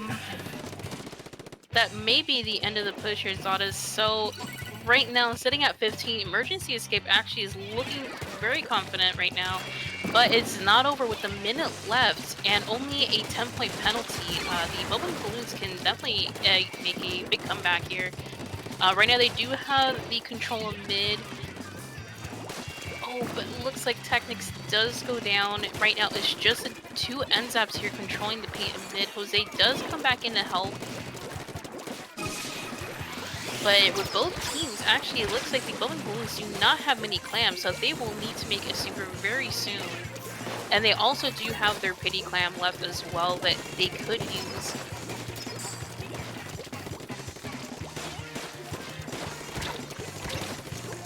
Oh, Jose getting a very... Oh, 2 picks here near the basket. If they just need a clam, but they do not have a super. It looks like Technics does have 9. Oh, they're able to make that super, and it looks like here might be the big and last push they can have. They still don't have their pity, so they're definitely gonna get some more picks here if they want to. Ooh, they're wiped. It looks like Emergency Escape is going to be able to hold this one back. And Emergency Escape taking this Clam Blitz round. Wow. that was a great late push, actually, that we were seeing by the bubbling balloons, but Emergency Escape was able to break that up and cause a little bit of a problem by wiping out the bubbling balloons in that last emergency push. So boy, it all comes down to round 3, doesn't it? Hmm. And I will say the very nice pushes from both teams. It's just towards the end they just couldn't get enough clamps right there at the end. But it was really nice stuff that we just saw, especially Trigger with that tent. I can tell you how really good that weapon is if you use it well with your team. It supports them very very well, especially with the objective. So we'll see if we'll maybe see it here for the third match. Yeah, so the third match is Tower Control on Starfish main stage, so let me get that dialed in. Looks like all of our players are still the same. That's always a good sign. Yeah, this one, the tower, it goes, there's a couple of blind spots, where the tower goes through. But there are also a lot of areas where you can, be above the tower, and that first checkpoint is one heck of that one is a nasty checkpoint unless you're able to clear the other team out of the way. It can be, that one can be a nightmare if the other team is able to get on top of the blocks and just rain destruction down upon the poor victim on the tower. So I like this map for a lot of different reasons. It's but at the same time, it can get away from you really quickly, especially if it does clear that first checkpoint. Hmm. And I agree that the first checkpoint is the most difficult. And it really just comes to, I feel like this is one of the maps you do want to play aggressively. You can't just always sit behind near the tower, and because if you just let the enemy team come through, they could just take the objective back so easily. So hopefully maybe we might see some more aggressive play from both teams. Um, and it looks like I know we have seen a lot of movement here with the weapon comps from both teams.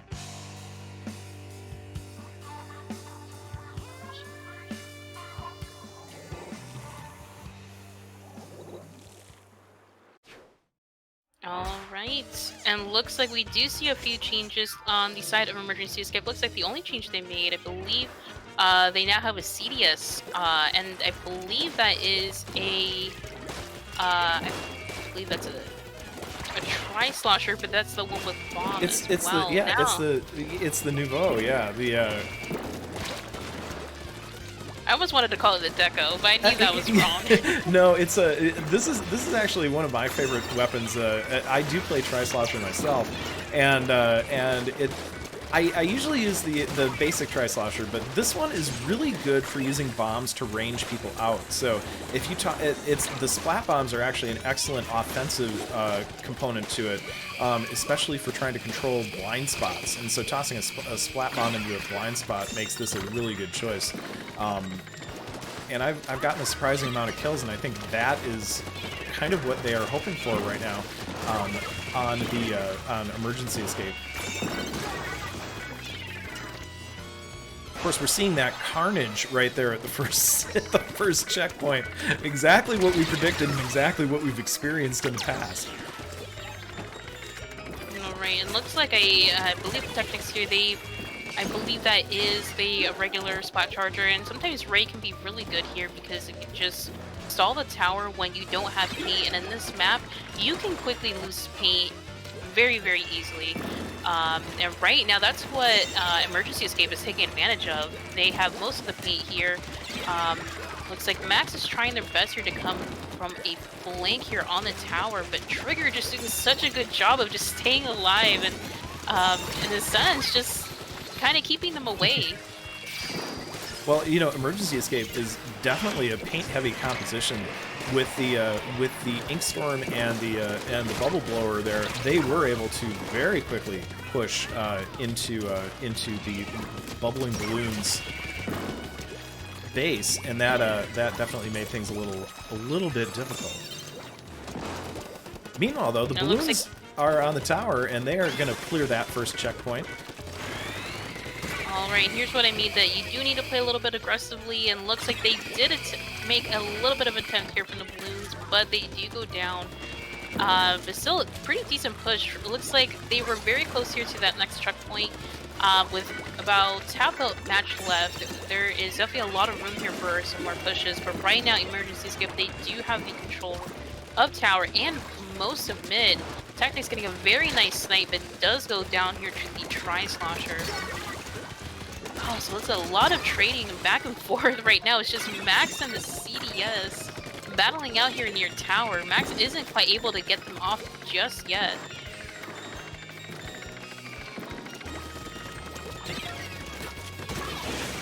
Ooh, it looks like Crash was able to stop that tower push right there. We have a lot of skirmishes going on in mid right now too.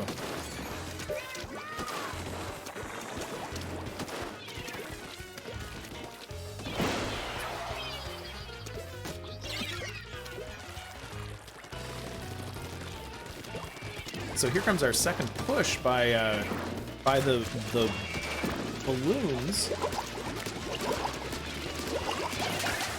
All right, but it looks like there is an armor that popped out here for the side of Emergency Escape, and that will help them stop the tower and stall it. Right now, it's just Crash and Jose able to push, are the last ones up to keep that push going.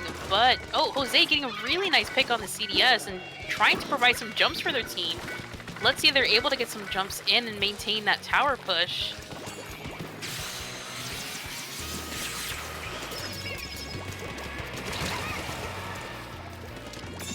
Yeah, Jose calling to his team.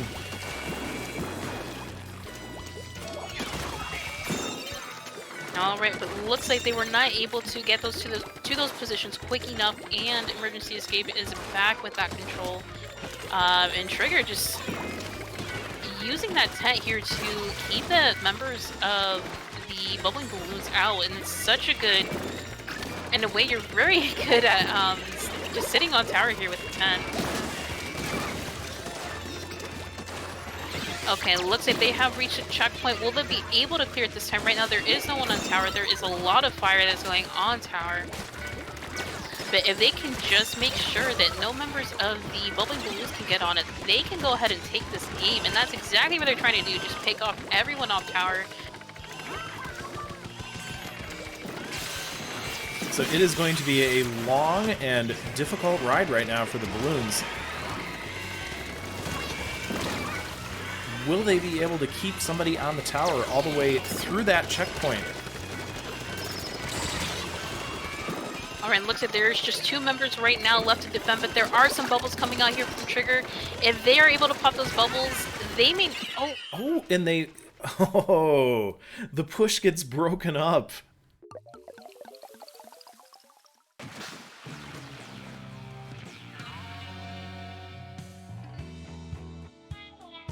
So Emergency Escape stopping that late push by the bubbling balloons and able to get to 2-1 in this set. So let's take a look. Let's take a look back at our teams here. So yeah, with a score of 2-1, Emergency Escape taking Swiss round 3 away from the balloons.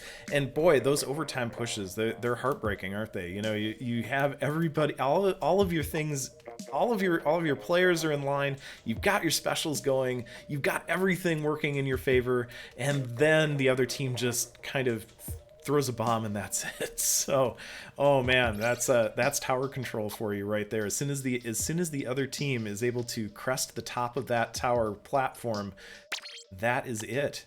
That is it. So, I gotta say, that was a pretty exciting match.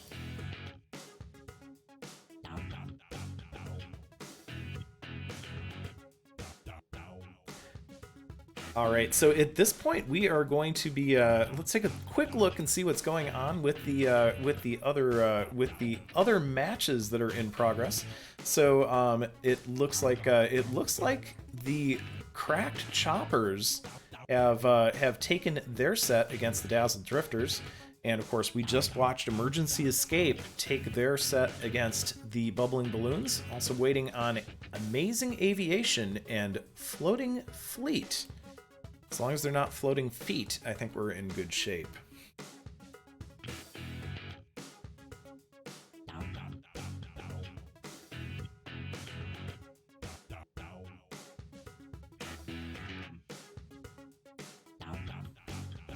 think at All this right, point. and looks like No, go ahead. Go ahead. Sorry. oh, and I believe we we might be getting our round 4 results or matches soon. I believe the Crack Choppers did take a win over the Dazzle Drifters. I believe you mentioned that as well. Yep.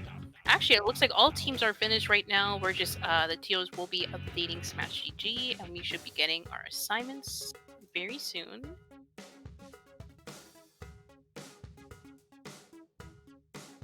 So yeah, definitely we've seen some pretty good competition here. You know, the balloons and the emergency escape. You know, those are some pretty good matches. I mean, they again very much like what we saw before. They could have gone either way. You know, just certain bits of luck come into play in this game sometimes, and that makes it, you know, that makes things very unpredictable.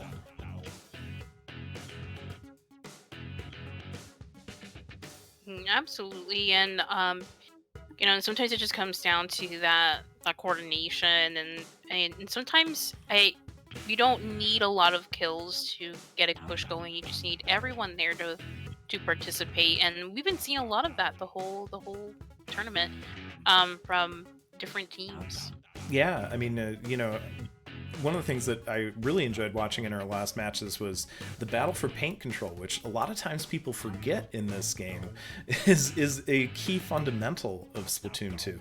Is that, you know, a lot of times you see people just going for, you know, 30-40 kills, and yeah, if you get 30 or 40 kills, you're pretty good, but that isn't necessarily going to help you that much if you don't win. And the key to victory in this game is to have map control and paint control so that your team is mobile and so that they can get to different places. And we really saw that in the last match where it was a battle for paint control in a lot of ways, and Emergency Escape just was able to win the battle for paint control, which allowed them to push that tower and break up the overtime push.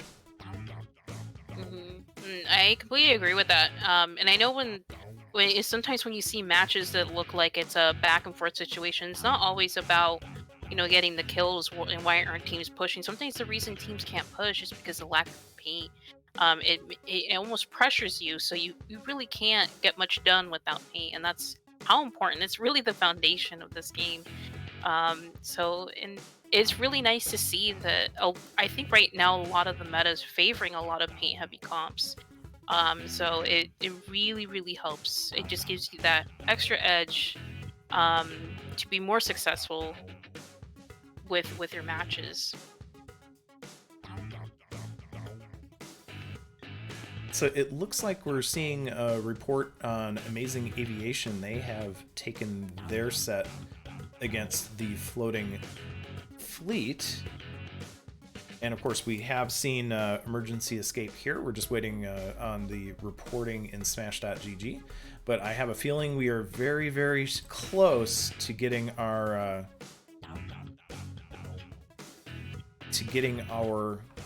assignments for the 4th Swiss round, which will be coming up very shortly.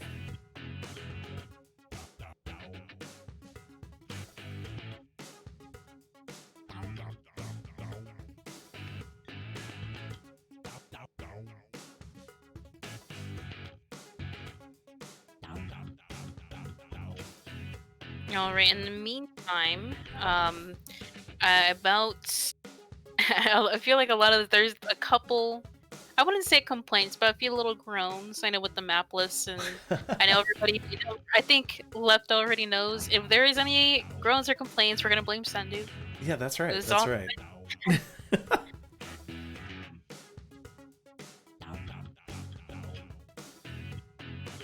And that's gonna be the hashtag on Twitter. Yeah, hashtag blame Sendu. It's you know, that's you know, yeah, hashtag off the dial, hashtag IDTGA, hashtag blame Sendu.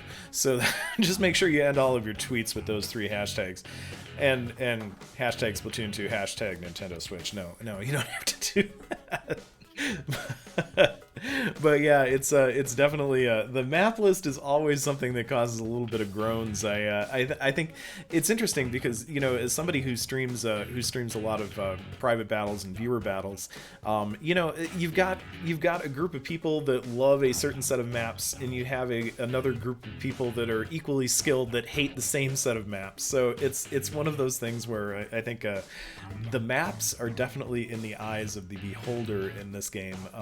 There's no question there. So, and hey, it looks like we have our assignments. We will be streaming Amazing Aviation and Cracked Choppers. I don't think we've seen either of those teams yet today. So I think we're in for a treat.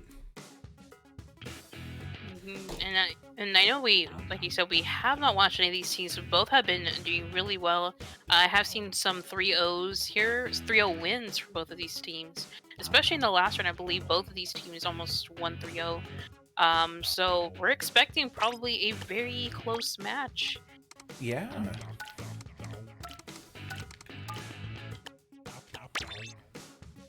Eventually, I will learn how to actually dial in a password. So, and of course, I don't know how to do that because I have no idea what I'm doing.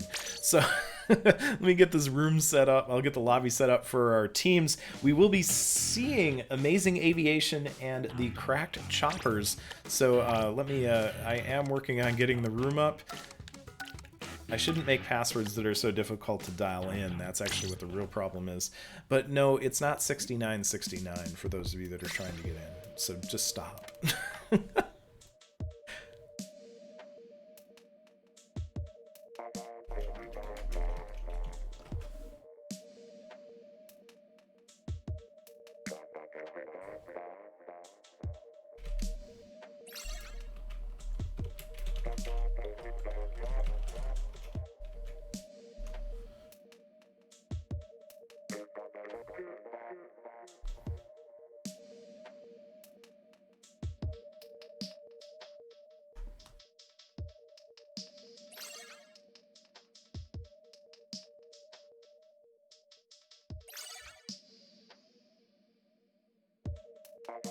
All right, so it looks All like we right. are getting people into the lobby pretty quickly.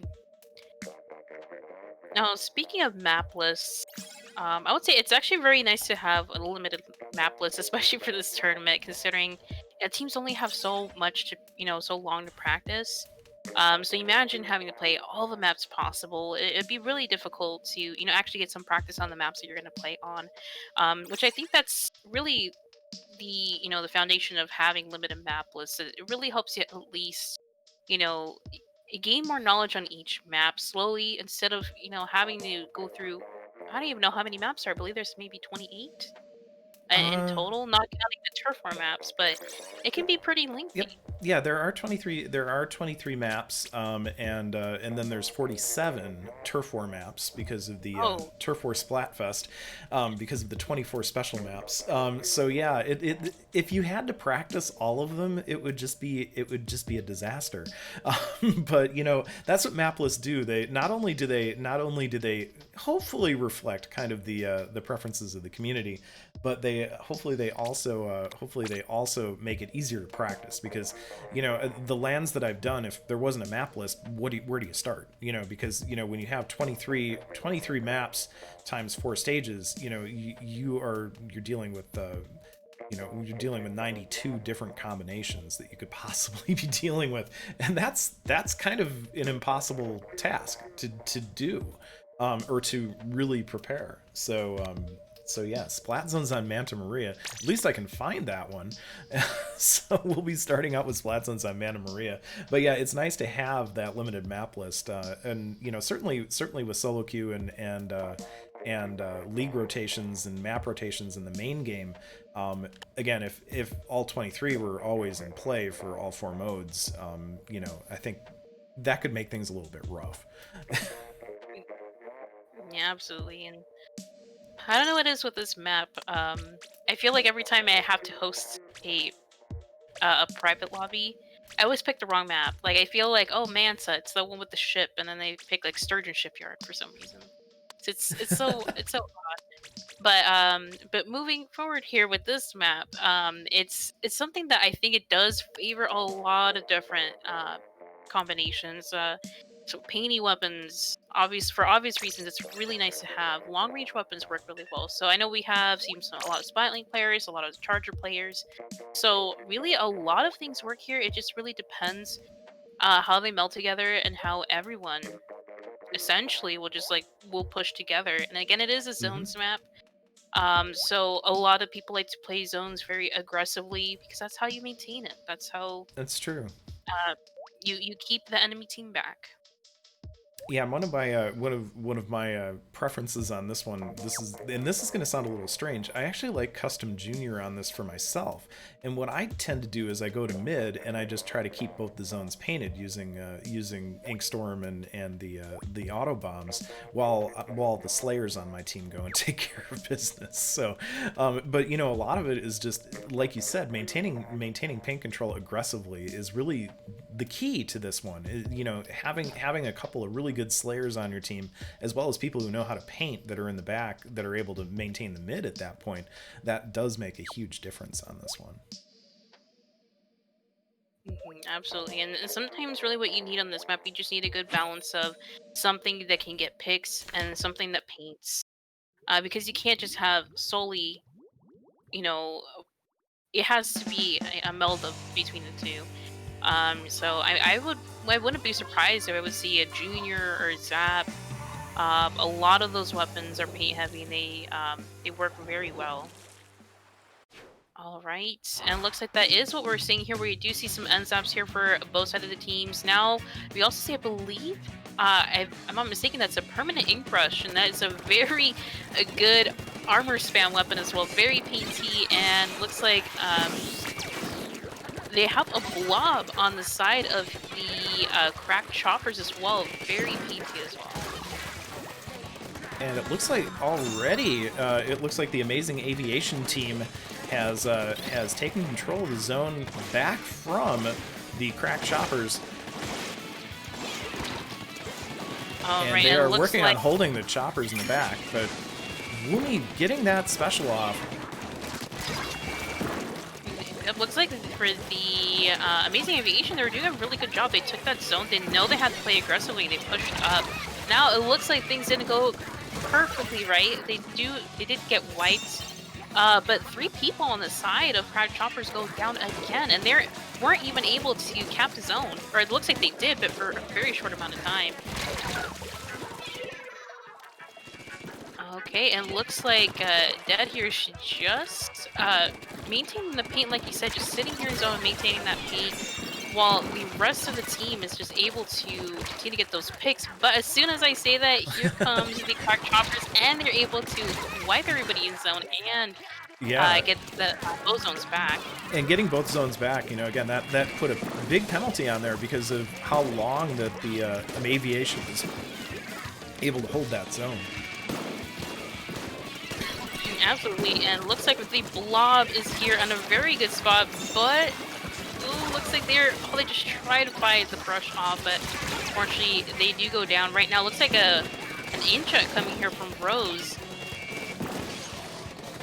Oh, and Rose getting a really nice pick here on Lumi, and Dinah going down in zone as well.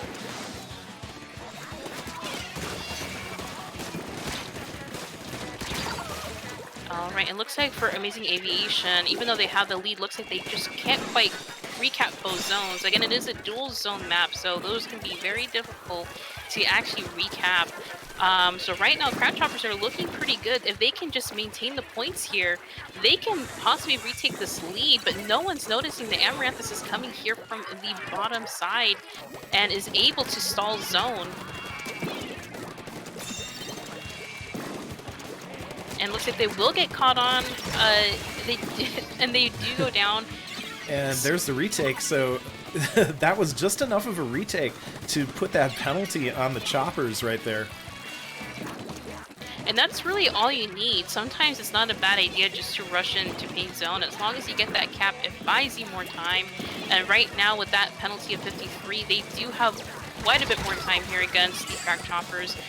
Rose coming here again with the Inkjet, 3 down on the side of Crack Choppers. Dead trying to get the last one here, Kachan, on their bunker, but does get taken down as well. Very nice coordination. And looks like for Amazing Aviation, they'll be able to burn through their penalty, and here they can possibly, looks like they might be going for that KO. They're trying really hard to play aggressively and make sure no one gets through.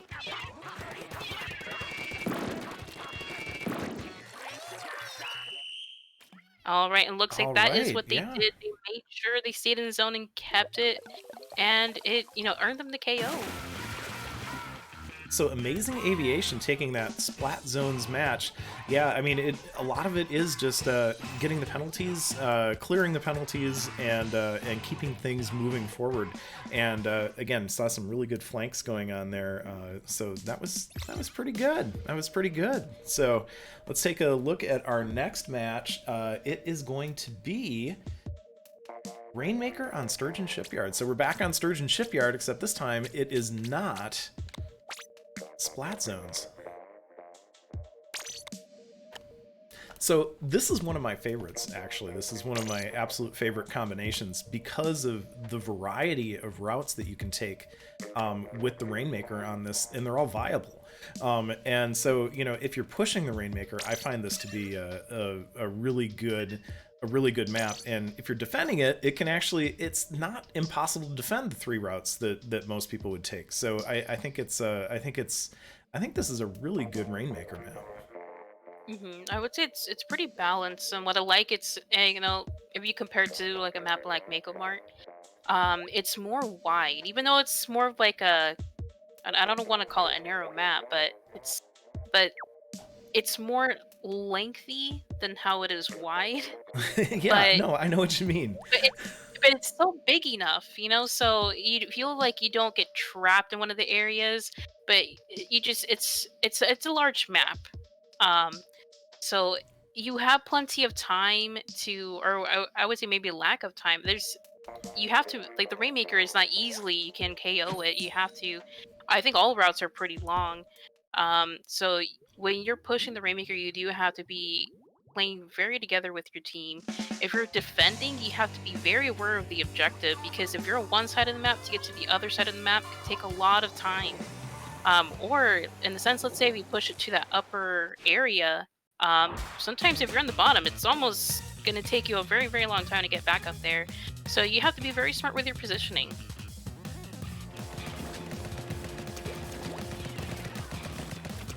All right, but looks like, I believe that was one of my favorite weapons in the game, the Prey RG coming out here from Kachan. Oh. So it looks like they are going for some painty weapons here. Actually, that wasn't Kachan. Looks like that was, I believe that is Amaranthus here with the gold Aerospray. Never count the Aerospray out. In the early days of this game, it was one of the it was one of the surprise buffs. It was kind of bad in Splatoon 1, but it was really good in the early days of Splatoon 2, and it is a paint monster. And I would say a really big reason it was so good is because Baller was insanely overpowered at the beginning of the game. And this was essentially one of the weapons that could get it almost very, very quickly. But I still want to count it out. On this map, you do want a lot of paint control. That way the Rainmaker can move quickly. Again, the distance is your enemy in this map. You have to go very quick. And right now, it looks like there's just a fight for mid. Both teams kind of struggling to get the Rainmaker out. Looks like they will let it reset. Kachan looks like he's just sneaking into mid, but I believe they are getting caught right now. Oh, there is a Booyah coming from Kachan here from the bottom of mid.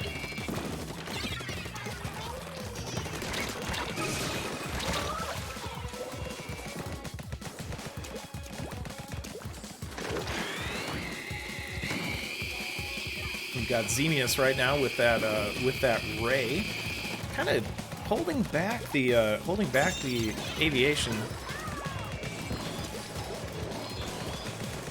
I suppose they're Amazing Aviation, so they're not the aviation. Too used to North American sports teams, unfortunately.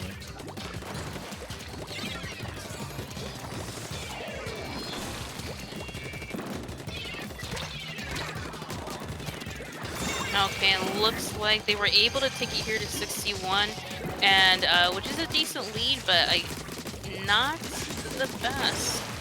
And right now, looks like what Amazing Aviation is trying to do just to really rush and get some payback in mid. Looks like we got Dead here with a flank coming. It does get taken down by Xemius. Here comes Array from Xemius.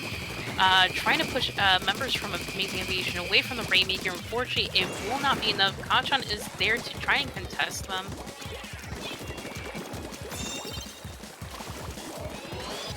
Amazing Aviation. It's Sawless taking the Rainmaker right now. And I do see looks like we're able to go up through the spinner and flank, able to take down the Rainmaker. Right now, looks like they're just trying to go for that quick pop and see if they can take it a little bit closer to get some more points. But most of the members here from Amazing Aviation, having really good positions, are able to essentially push everyone out here from Cracked Choppers. Alright, looks like there are 2 people down here on the side of Cracked Choppers, but looks like Amazing Aviation are taking a little bit of time to pick up that Rainmaker and push forward. So they are playing a little bit cautiously.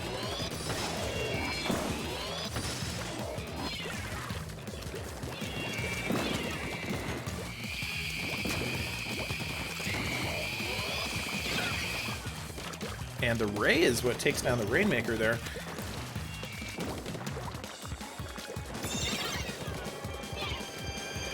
And it looks like there's a disconnect. It has happened late in the match. Amazing Aviation has lost their brush, who is, Cam is dead.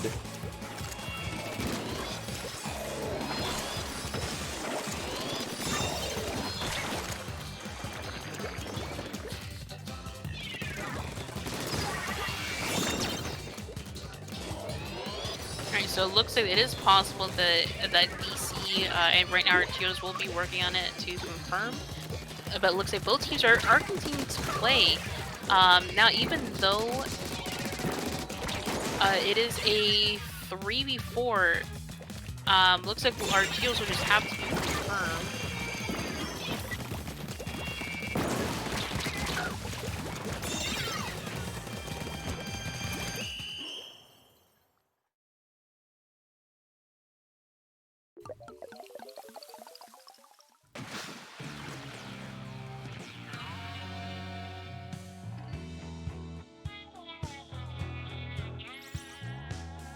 Alright, so that was Cracked Choppers taking that one. Let's we'll make sure that we get a confirmation, but I am pretty sure that there is no replay on this one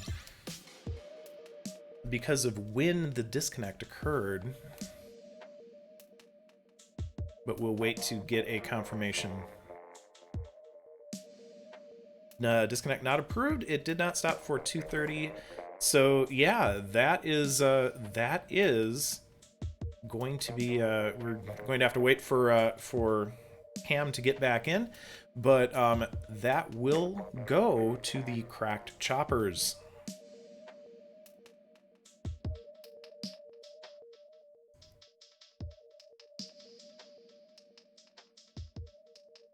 So DJam, of course, the tournament organizer. Those of you that are watching the Twitch stream, you can see in the Twitch chat, DJam98, DC replay not approved. So there is a 30-second delay that is on the source on this. So just FYI, so you guys are probably seeing this in the chat and wondering, why is he talking about it 30 seconds later? That is because we are on a delay. So, so Mamba and I are real time with the players. Our viewers on Twitch are about 30 seconds behind. All right, and it looks like DJM did comment probably during or before the match that it looks like both of these teams are on equal points right now, and unfortunately that DC did count. However, they are still tied 1-1, so whoever takes this last game, they will essentially be first here for the whole tournament before we move on here to our final bracket. So again, we are here going to game 3, and whoever takes this match, they will be first place. So we'll see what happens. I know right now I believe it was Amazing Aviation. They did have to go through that DC, but it's not over. And right now we will be moving on And it will be to. Clam Blitz on Wahoo World. So yes. Oh boy. Actually, this is not a bad Clam Blitz stage, but that basket is really far away from spawn. It feels like it gets further every time that you play. I actually do enjoy the map because I think what maybe people may not like it because it is a very circular map, but because it is, I feel like a lot of weapons do well here. A lot of painty weapons, backline like chargers, splatlings can do very well. Support weapons, really anything, even midline. Midline does insanely great here. Um, so we'll see. We might see some baller comps coming in. Because again, it is clams. Baller works very, very well. Yeah, definitely baller brush and clam, and clams go together for whatever reason. But yeah, this is this also has always struck me as a very good splatling map. So I expect to see a little bit of that action going on in this particular map.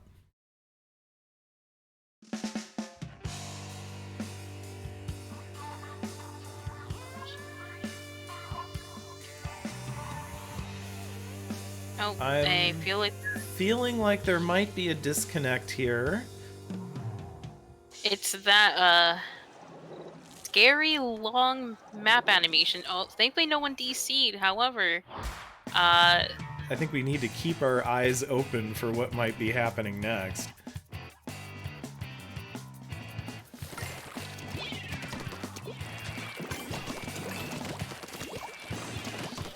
all right, but it looks like so far so good, and both teams have made it close to mid. Looks like Amaranth is here, going straight for the enemy team, trying to pull off some sort of flank.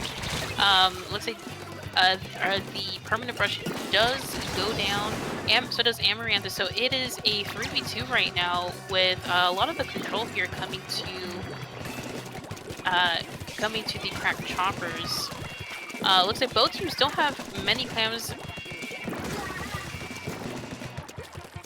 Looks like both teams are just struggling to get some clams going. And it's really that fight for mid right now. Amaranth is still playing pretty aggressively, able to take down 2 near their base. All that's left is just for... And it looks like a little bit of stuck in the ink problems here. But that is an opening push right now by Amazing Aviation.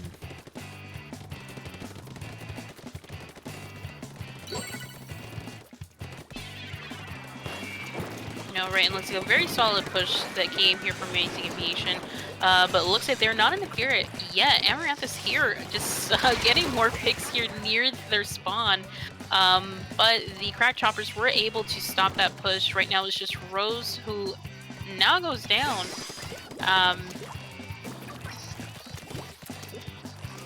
Right now it's just really a fight for paint in the middle.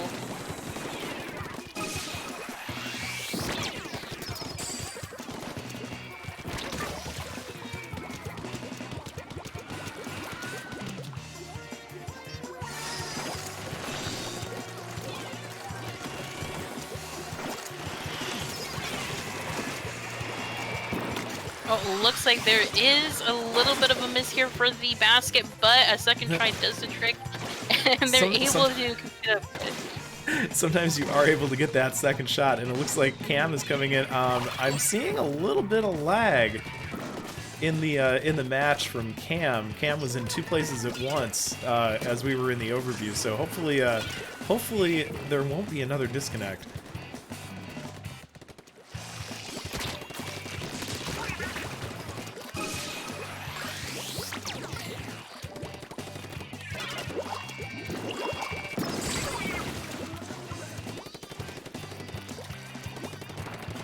Oh, looks like there is a disconnect. I believe here I'm showing it on my side. I think it's Cam, yeah. Alright, but unfortunately that is past the 2.5-minute mark, so this match will have to be played out. Right now looks like the Crab Choppers don't have the lead, so they're gonna have to take advantage of this 3v4 if they want to get the first place. And right now, looks like they are looking pretty good. They do get 2 people down on the side of Amazing Aviation, so now is their chance to get this big push going. And Amazing Aviation is going to have to work on defense here. Here comes that push coming in with those bubbles, and it looks like they're breaking it up, but no. Oh! The Super Clam misses. And they're gonna have to rush to pick it up before it breaks. Looks like Kanchan is able to touch it, so it's not going to disappear just yet. But their defense from Amazing Aviation, they are able to stop that from happening. It's only Woomy here with the Super Clam. They still got about a minute left, so they have to be very smart that they don't let this clam go to waste. Looks like Woomy will be able to score. However, there's not too many people near the basket. It is just Woomy, and Kanchan able to come from behind. So is Zemus. Oh, and looks like that will not be enough to take the lead. There is still time for a couple more pushes from both teams, but they're definitely going to have to do this almost flawlessly to get through. Amaranthus with the with that inkjet. And looks like on the side here for Amazing Aviation, they know they have to play very aggressively and get as many kills as possible to keep the enemy team from obtaining those clams. Okay, looks like with 10 seconds left, it's gonna have to happen now. Right now, the Crack Choppers don't have any clams, only have 6, 5. Oh, it looks like they held it off. Amazing Aviation in a 3v4 situation for the last couple of minutes of that round. They are able to hold off the Crack Choppers. Wow, Amaranth is putting in a lot of work on that. Wow, so taking the set short-handed, it is Amazing Aviation. Now that was a good defense that Amazing Aviation was able to put together on that in that unfortunate circumstance. So, wow.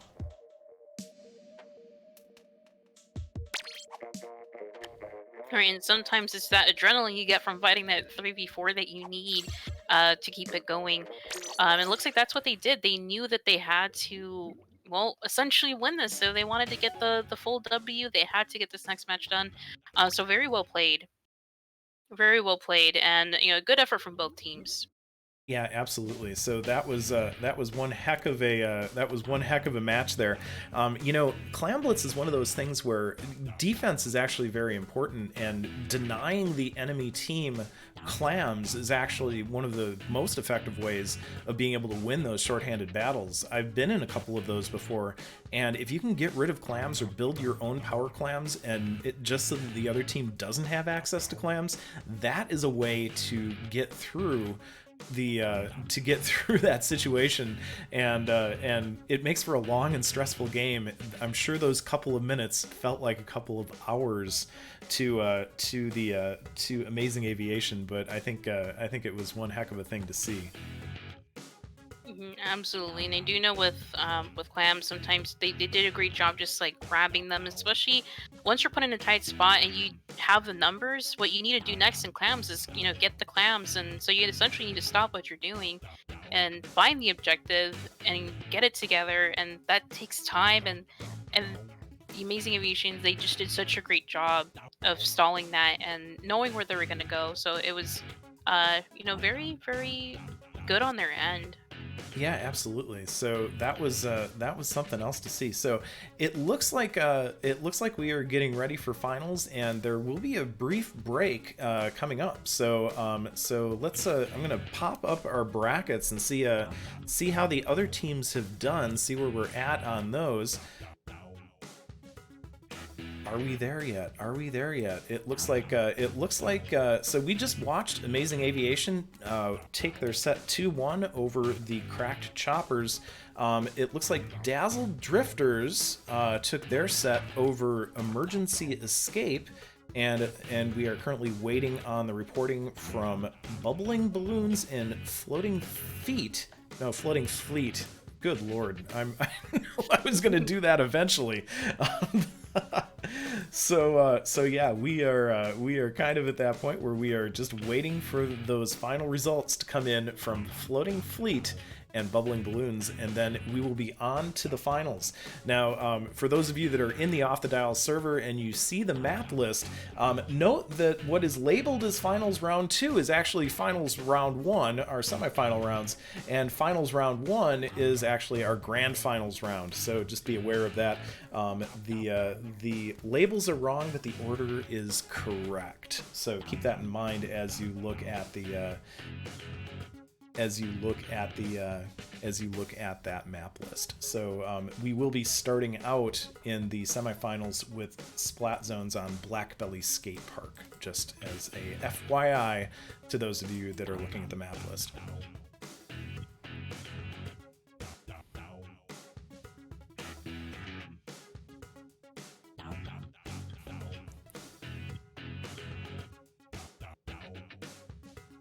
All right, so I think I'm going to take us into break.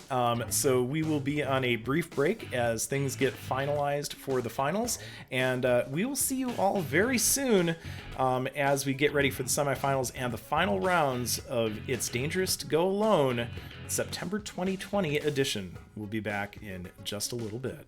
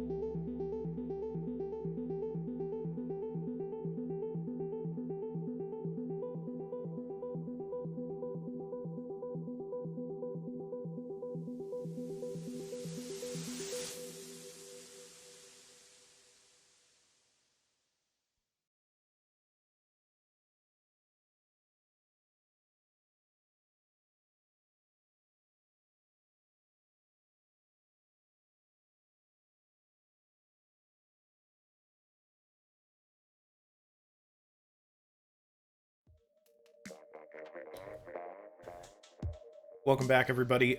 This is Zada, and I am here with Mamba, and we are entering the semifinal rounds today of the It's Dangerous to Go Alone tournament for September 2020. Originally, this was going to be a weakest link tournament, but we had a couple of scheduling issues, and so it changed over to It's Dangerous to Go Alone. So this is a bonus IDTGA for those of you that are followers of Off the Dial. So it has been an exciting day so far. We have winnowed and sifted and winnowed our field of 6 teams down to just 4, and we are getting ready for the semifinals. So, Mama, what are your thoughts from what we've seen today on today's in today's tournament? All right, so we actually, I believe we managed to catch every single team on stream. So we've all noticed how balanced these teams are. Very good at coordination there. So I have a feeling for the semifinals match, it's going to be, really good matches, very close matches as well. I believe by looking at the standings, the top three teams were very close in points. Bubbling Balloons, they are sitting here up fourth in the standings. However, they still done amazingly well, like the other teams. So again, very close within skill. Um, and I'm just ready to see the match that we're about to stream. Yeah, that's right. So it is going to be the Dazzling Drifters facing off against Bubbling Balloons, and we have, of course, seen both of them. Or it could be amazing, the Amazing Aviation versus the Cracked Choppers, and we've seen them too. Unfortunately, we do have to say our farewells to our remaining teams, the Emergency Escape and Floating Fleet. Yes, yes, they aren't floating feet; they are a floating fleet of Splatoon players. But yes, it is. We are waiting on our match assignment here. So yeah, I think I agree with you. I think this has been really well balanced, and actually, I've enjoyed seeing so many of our returning players meshing really well with some of the newer players in the It's Dangerous to Go Alone series to create some very compelling gameplay. I always tell people one of the things I enjoy most is that we see a lot of interesting compositions and a lot of interesting strategies because these teams, they haven't had a lot of time to work together, and so we see a lot of good on the fly thinking in some cases, but also some surprising game sense for teams that have only been together for about 24 hours. hmm Definitely. Sometimes it's even hard to believe they, you've been together 24 hours. Because I know for team, being good at teamwork takes a lot of time. It's something that people aren't always a natural with. Especially, I feel like people that come into the Splatoon community, don't really come from team-based games. Maybe they come from some shooters. I know a lot of people come from Smash, and it's not exactly a team play match. And Splatoon is very good at this. Teaches you a lot of good communication skills, team play. So seeing these teams just come in together in such a small amount of time, and seeing how far they come, you can tell that some of these players just have learned a lot throughout this tournament. Yeah, and I think that's one of the reasons for It's Dangerous to Go Alone, and DJam has told this story a few times, is because he was looking for people to play in a tournament setting with, and he wasn't on a team. Well, DJam's actually on a team now, but there are a lot of folks that don't want to do the whole competitive thing where they practice 5 nights a week or 6 nights a week for competitive Splatoon, but they want to do a tournament that is fun and gives them that experience. And it's kind of you show up, you do your thing, and then it's over. And there's a certain appeal of that, to that for a lot of folks, where they can kind of come in and do that, and have that competitive experience without necessarily having the huge competitive commitment that players like yourself usually have to make. Absolutely, and I feel like if it's something that you're not sure if you want to try competitive, it's something that or this tournament is something you can try to get your feet wet. See how tournaments really feel like, how fast they move. Because for some people it's not it's not for them, but at least they tried it. They either enjoyed learning something new. Because definitely when you get into a team setting, you can pick up on a lot of new techniques as well on the game. And of course, the number one objective is just to have fun playing with others, and hopefully do well within a tournament. Yeah, absolutely. And you can make a lot of new friends in this type of environment too. Just people to play with, whether it's to league with in the future, or do other things with, maybe even play competitively. Maybe you're finding your next team. You never know. But it's I do like the collegiality of this particular tournament series, because it does bring together a lot of people from a lot of different regions and a lot of different skill levels and experience levels, to play together. And sometimes if you're just breaking into competitive Splatoon, having a chance to play with somebody that's been doing it for a really long time, it's amazing what you can pick up just in the short period of time that you have in a tournament series like this. hmm And I feel like this is a really perfect place to start off too, is because just our TOs who do such a great job of organizing this. You can already tell, like the stream graphics. I've never seen really crisp screen graphics like that. So they really do take care of all the players, the team balancing. So really, if anyone is ever interested in playing, I do recommend at least joining the server, because the TOs will take care of you. They will find you a team to play with. If you decide to go more of like the freelance route with It's Dangerous to Go Alone. So any newcomers are really welcome. Even seasoned competitive players, who want to pass down or help, their knowledge as well. It's a really good opportunity to take. Yeah, absolutely. DJM and Lepto work really hard. Lepto a lot of times is more behind the scenes, working on bot improvements, and so the bot that actually people use to sign up is a custom bot that stores your rank and playstyle information, and manages the integration with Smash.gg. And so Lepto does a lot of that in his, I always love to put the air quotes around it, spare time, and he works on that quite a bit. And DJam has always been there as a tournament organizer. He is he is in a completely different time zone from North America. He is in Australia, so he's around at times that you might not think that he's going to be around, and he is always working really hard to ensure like you said, Mamba, every player has a chance to find a team and get a chance to play. They both work tirelessly to make sure that this tournament series works, and that is one of the real privileges of being able to work on this particular with this particular organization. So I believe we are waiting for one player. Let me flip things over so we can take a look at our teams. And yeah, for some reason I have typo issues whenever it comes to dazzling and dazzled. So it is the dazzled drifters. And let's see if I've corrected any typos that might actually be here. It is the dazzled drifters facing the bubbling balloons. And yeah, we are currently just waiting on one player from the bubbling balloons, I believe. And then we will be good to go.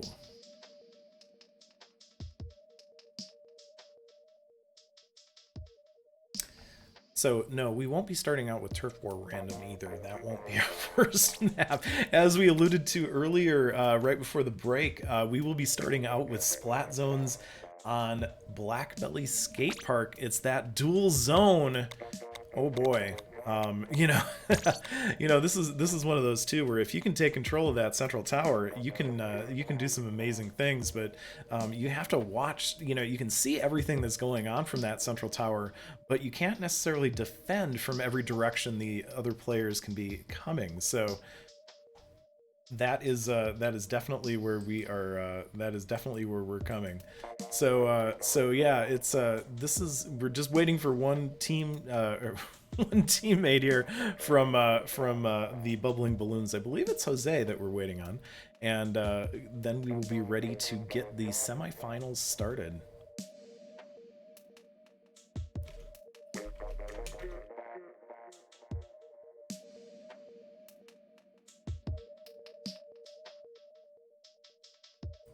All right, and Zon, I know you were talking about the Blackbelly being that dual zone map, and I think that's what can make this map a little bit difficult.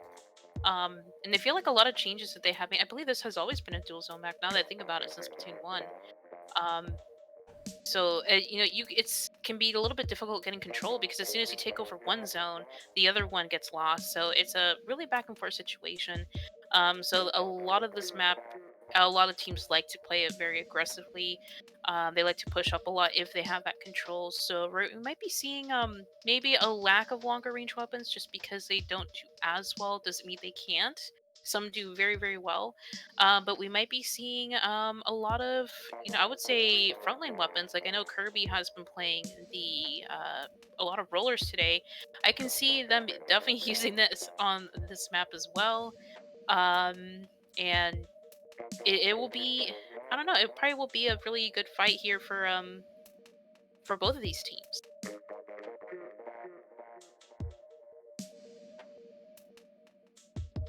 All right, so it looks like we are just waiting on one more person, and it looks like Jose did have to pop out, and it looks like we are having a little bit more lobby shuffling going on right now.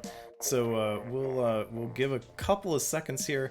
Yeah, it's interesting because with the different time zones in this particular tournament, sometimes what starts out as a great time ends up, when you make it into the finals, it ends up being an absolutely terrible time. So it's and not that the play is horrible or anything. It's just the time zones are bad. It's like your finals end up being right in the middle of family dinner or at 2 a.m. So you never quite know what's going to happen with the international nature of this particular tournament series. hmm and even then, I know that some tournaments, I would say I don't think any type of like Swiss or round robin tournament ends. It's definitely not like a small amount of time it takes you to play. It lasts for a few hours, so people have to go after some time. But we do keep some subs here and then. We do have things that we can shuffle around in the lobby. So it looks like right now we're just gonna be waiting. Yes. So it looks like we do have a substitute for Jose. It looks like Trigger Lord is going to be substituting in. Maybe. Yes, Trigger Lord will be substituting in for Jose, and we did lose one of our dazzled drifters here. We have Karina, we have Epic Spy. Oh, we actually lost one of our other bubbling balloons. So yes, we've got Crash Technics. Trigger Lord will be subbing in. The question is Maxwell still here? And there he Oh, is. there. All right, so let me update our team roster so that everybody can see that Trigger Lord is subbing in, and there we are. So away we go, and Lepto can confirm that he had to stuff dinner down his throat during the finals break. Yes, that is the fun here. So it looks like we have everybody here. I am not gonna fill any more dead air here. Let's get things started with Splat Zones on Black Belly Skate Park, and we will have the Drifters on Alpha, the balloons on Bravo, and hopefully I will get this right. And I think that's right. So yes, we have Trigger Lord coming in as the substitute.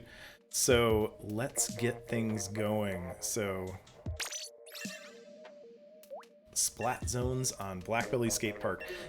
This again to me, with controlling that central tower again is so critical for me on this particular one. There are flank routes that you can take as well. So this is interesting. It's the dual zones mean that there's a lot of contention. That's and so we see all of this contention going on. You just have to flip your near zone in order to stop the timer. So it makes most of these last quite a while. You go to the full 5 minutes in my experience at least. hmm And I agree. And I know with this map, it's really in mid, it really just depends on how the teams coordinate. And it is really kill heavy. But I know once you have that control, the rest of this map is really about positioning, making sure you watch all the routes because, like you said, there are some ways that you can flank or at least get back into the zone. Because really, all it takes is everybody could be pushing forward, but that one person just gets behind them and is able to recap a zone, and it just can stall so much time. But luckily, this is a bit of a smaller map, so you are able to respawn pretty quickly. But it just really depends on that key positioning, like you said, especially on the middle area.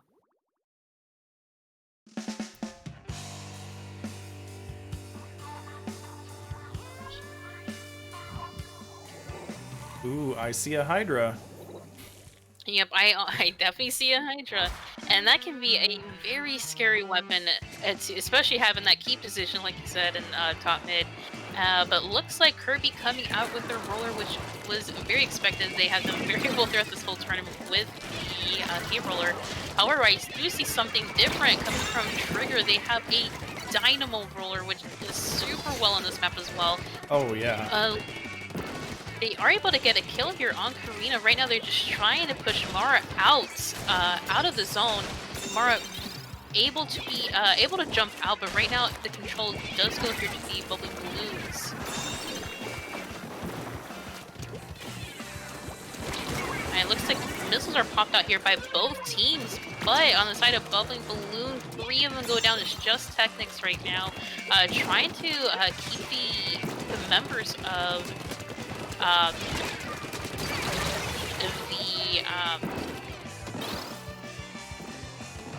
the drifters. The drifters, out. yes. Yeah, we've seen that. We just saw the zone kind of flip backward, and we saw some really nice play in the in the forecourt, and so it's we are seeing that back and forth right now, and Trigger Lord here with the Dynamo, working on getting things under control. Alright, it looks like Missile's doing super good here for both teams. And that's really the only thing that's able to keep the Hydra out in top mid. But as soon as I say that, the Hydra is back here in top mid, ready to take that key position. Most of the members here of the Dazzle Drifters are pushing very aggressively up, and that's what they have to do. If they want to keep maintaining that zone and they want that KO, they're going to have to fight for it. But Technics just pulls out the Bomb Rush, able to at least stop the zone temporarily. But Karina does get that pick on them, and right now it's just to see if they can retake that zone. And they neutralized that zone in the last second, but the timer ran out just as the neutralization took place, and that leads to a KO for the Dazzled Drifters.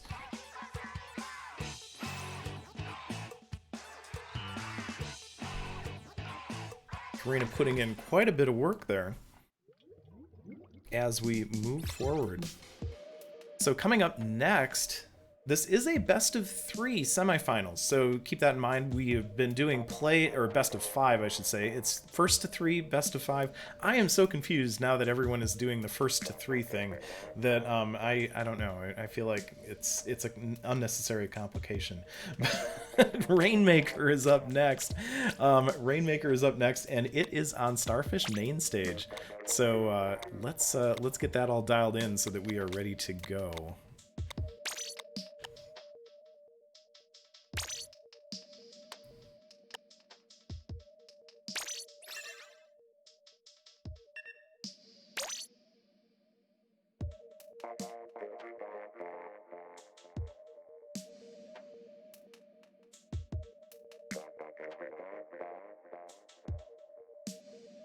So Rainmaker on Starfish main stage. This one, this is always kind of an interesting one for me. When the Rainmaker is kind of in your court there, it starts to get pretty dicey, depending on which route it is and how much enemy coverage is in your base. So you know, as I always describe what happens when you were behind on this match, you know, and how dangerous it is. But that's how it always feels on this particular map. That as soon as the enemy team gets into your area and close to your Rainmaker podium, it can be very difficult to defend because there are some broken sight lines, you know, from respawn. So it's kind of hard to see sometimes where somebody is if they're, for example, near the sponge area. So you know, to me, this is an interesting map for sure. Definitely very interesting. It's also one of those Rainmaker maps where, you know, there's not too many routes, and a lot of them are very open. Um, and I feel like if you both teams play very aggressively, even if you do get a very good score, almost in the single digits, you can't, you know, just sit back and relax. You still have to keep playing the game because it could easily be countered the other direction. So you just got to keep maintaining that aggression, have very good defense if you need to do that. Um, and we'll see what these two teams decide here for their comps. And actually, I see a very aggressive comp coming from the Dazzle Drifters. And looks like we do see that double zap comp coming back here for the bubbling balloons. Yeah, the balloons with that double zap composition.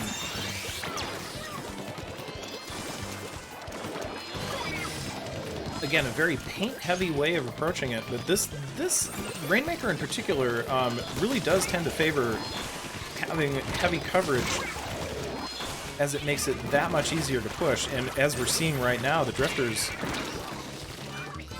getting that immediate cap. And it just that comp, like you said, it was very painy. It worked really well for them. And the thing is, they also have a lot of bombs, and I feel like a lot of bombs here, they do really good at denying areas and spacing everyone out. And that's how they were able to like maintain that push here for the Rainmaker, and also some pretty good special use as well.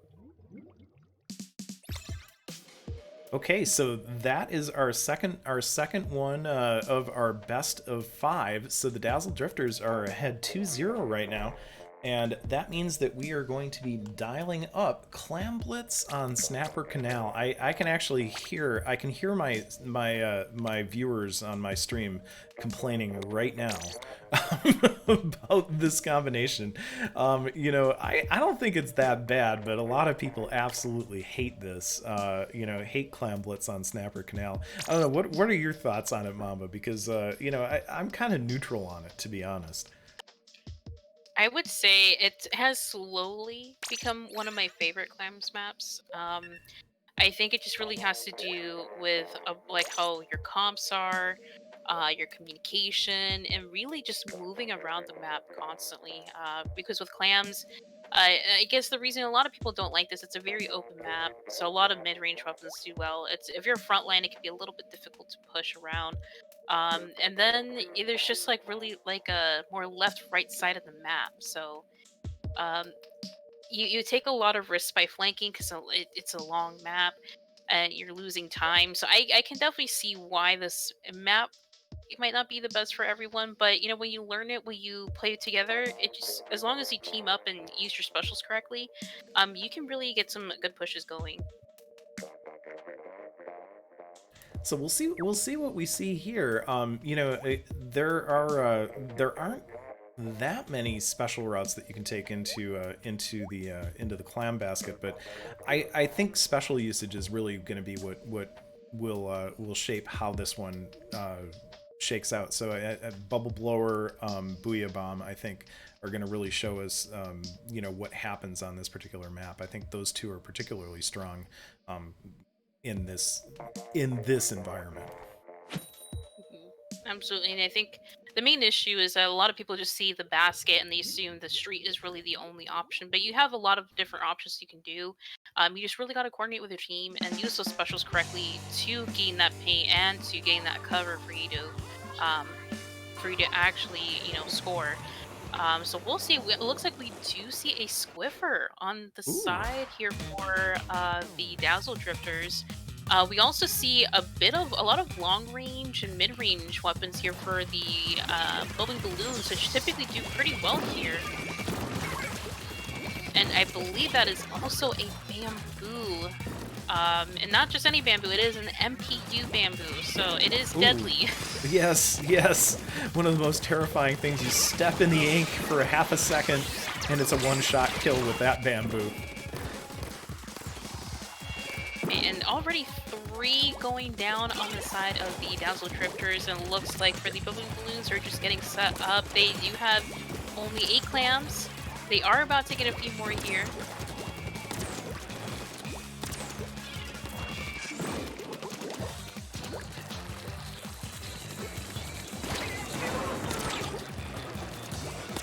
And those missiles doing a pretty good job of breaking up the balloons there, and that gives the drifters a chance to reconvene. And it looks like they are going to build their power clam and try and sneak it in, and they do.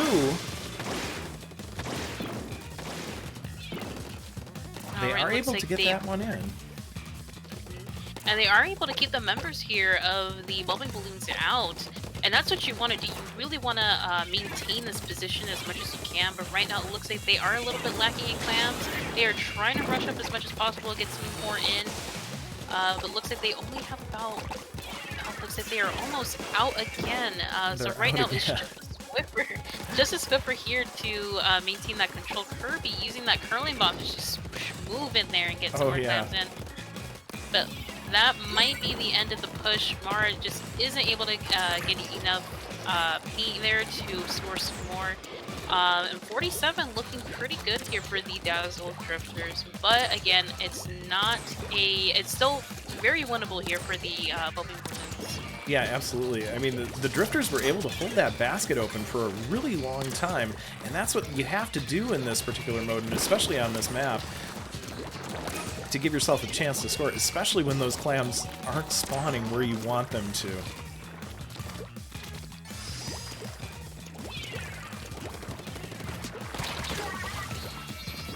We're seeing the new Swiffer there. Ooh, a little bit of trouble here as Epic Spy comes out with that new Swiffer and makes some trouble. But yeah, the MPU bamboo.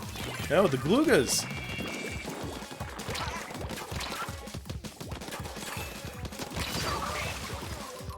Looks like for the bubbling balloons, they are still struggling a little bit to try and get a push going, but now they do have a super clam. Looks like they're just waiting to get some more specials to hopefully start getting a push going very soon. And with all 4 members back here, they might be able to start doing that. Right now, it looks like the Dazzle Drifters are just denying them that, making sure they're maintaining that meat. And Kirby just looks like the quick go and score did not quite work out for them. Technics here with a baller. And that's going to allow here the bubbling balloons to score, but looks like they do not have that many clams, and the Dazzle Drifters have control back at their basket. So that will be the end of that push. However, their penalty will not be as big as the it's not going to be as big here as the Dazzle Drifter, so they've still got plenty of time to get one last push going. So when you add the numbers together, it is currently 84-73.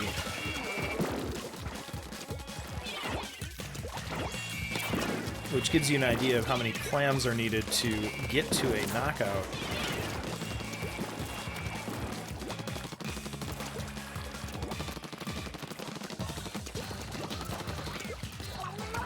Alright, but it looks like the basket is pretty open right now. Mara is going to go in and score the next super clam.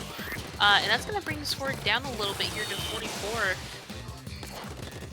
The bubbling balloons really need to make sure they can get these people out of their spawn. If this push continues well into overtime, it could be very difficult for them to push back.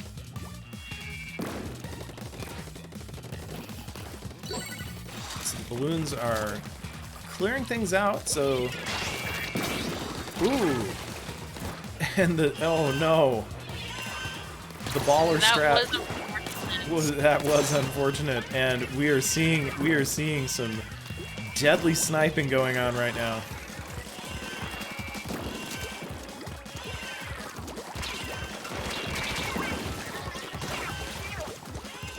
And unfortunately, that was a complete team wipe at the end for the balloons.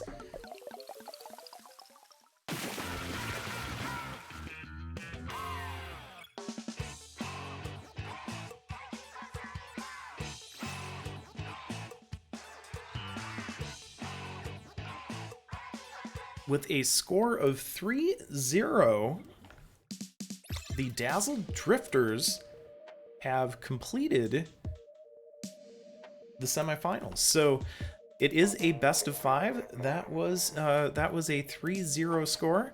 So yeah, that was that was that was Clam Blitz on Snapper Canal. What more can I say?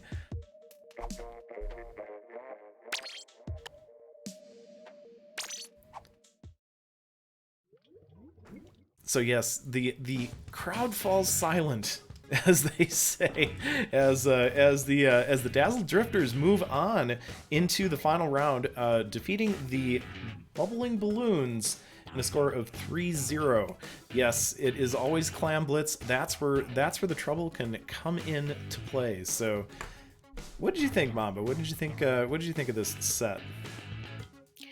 And the set, I mean, they both teams did really well, but the Dazzle Drifters just had that edge. They had those comps that really changed here, along with the map mode. I know we did see some different picks with the Swiffer coming in.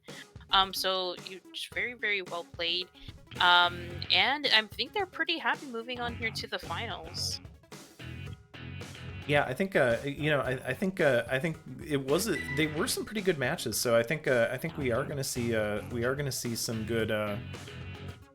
I think as I try to get my words out, yes, I do have words that I get to use. The Dazzled Drifters, it will be. I think they are gonna play pretty strong in the finals there. And you know, again, the Bubbling Balloons were able to put up a good fight, but they couldn't get the synergy together at the very end in order to stop the push that the Dazzled Drifters had started putting up. So. I think there were some good matches, and I think we have some good things to see. So we are currently waiting on some reporting right now. What I am seeing might be a little bit behind real time, but right now it looks like the team called Amazing Aviation is up 2-1 over the Cracked Choppers. So we'll see how that progresses. But we will be seeing the Dazzled Drifters yet again in the finals.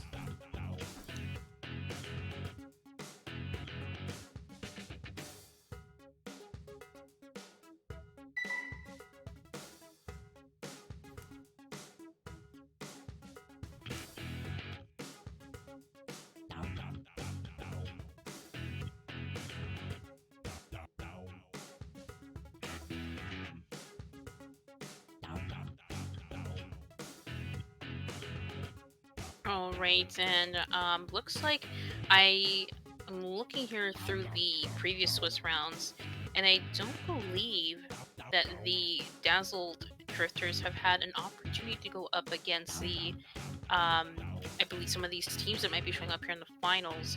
So it's definitely going to be pretty interesting.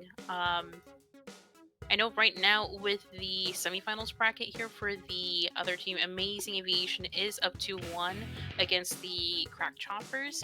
So we are waiting on that match. It is a best of 5, so it could be either really soon or it might take just a few more minutes. Yeah, it could be a couple minutes more. So, but yeah, it is. I'm still seeing 2-1 right now, but as we know, there can be a delay on these things.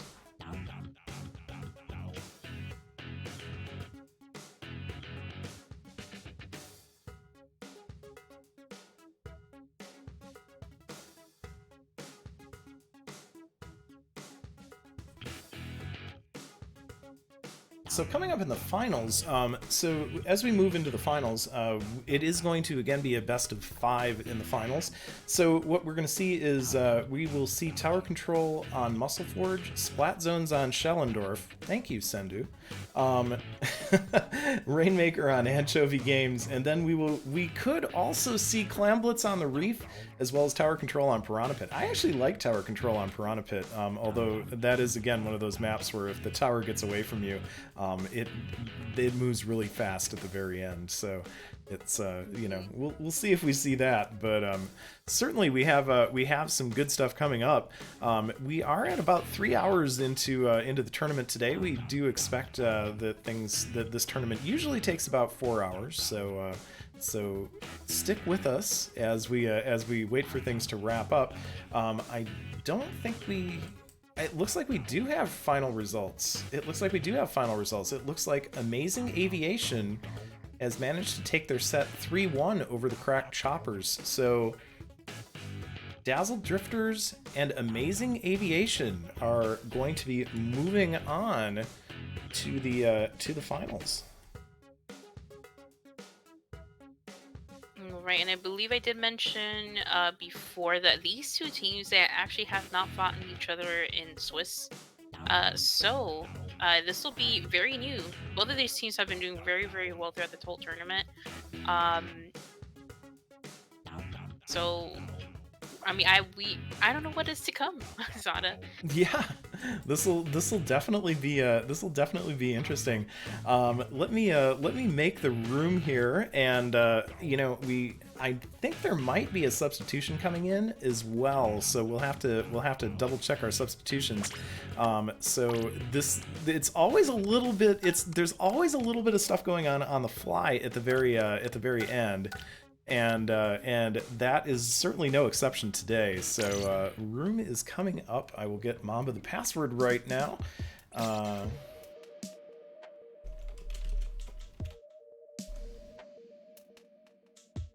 And we will confirm all of the team members. I will get the password out to the Dazzled Drifters and Amazing Aviation.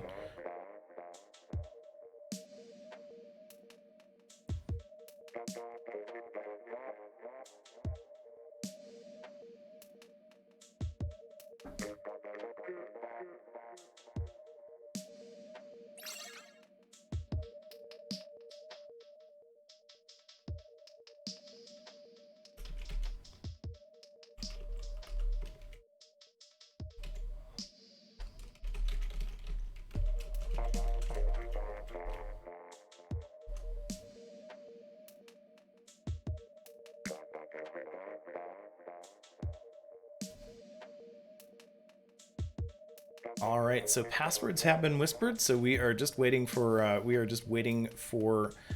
the status of one of the players right now. And then we will be ready to get things in. The password is available to Amazing Aviation and Dazzled Drifters as we get ready for our finals.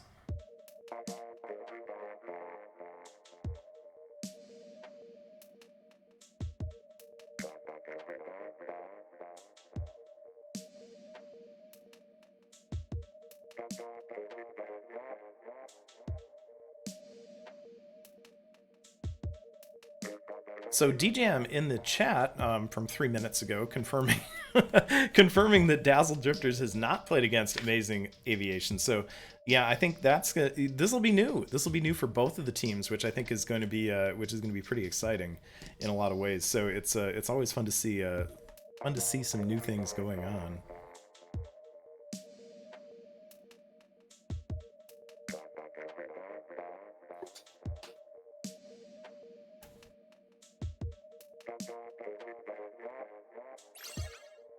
All right, Zada, and I know you went through the finals map list, and again, the first match, it will end up being TC Muscle Forge.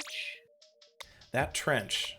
That trench. That trench. I have such bad flashbacks from being on the tower in that trench. Or the other team being in my trench, and I can't get at them for whatever reason. So, yeah, that's what I always think of whenever I have tower control on this particular map is the trench, and it can be vicious. And I think what I'm more worried about is just players that like to shark a lot because I know the role I usually play, I like doing a lot of objective. So typically, I'm usually the one running the tower, and when you're looking straight and you think, okay, most of the team is just gonna come straight at me, and but a lot of players that could be really sneaky. They can sneak, like you said, going through the trench and just pop out of nowhere. They can kind of come from behind the tower and go all the way around. So it's something that I feel like this map it's usually straightforward, but you still have to watch out for those flank spots because a lot of people like to come behind tower or sneak through trench. So it's more of a position and awareness game where you have to, just make sure you guide that objective. Yeah, certainly guiding the objective on this one, and hopefully having your teammates providing the necessary cover. But yeah, I have seen the sharks. Those sharks that you have mentioned are definitely a problem sometimes. So I believe Bunga is our substitute for Cam. I am not 100% sure, but I think that's right. I think I did see that in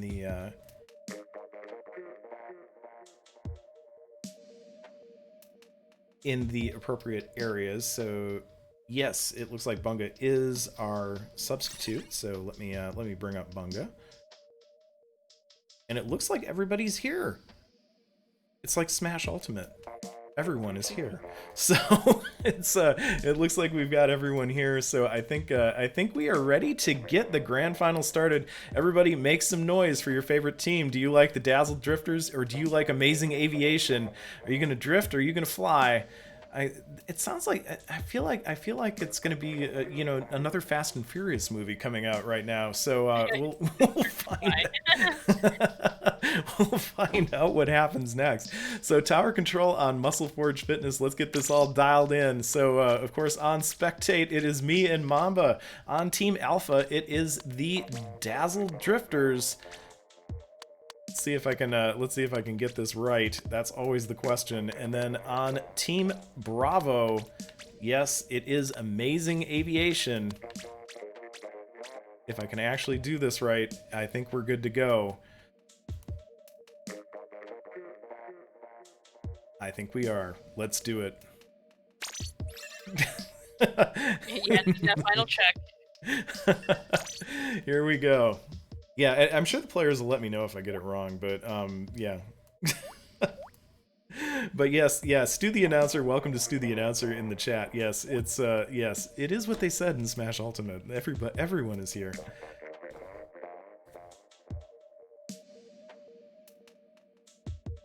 Of course, except for Waluigi, but no, we won't get into that. All right, here we go.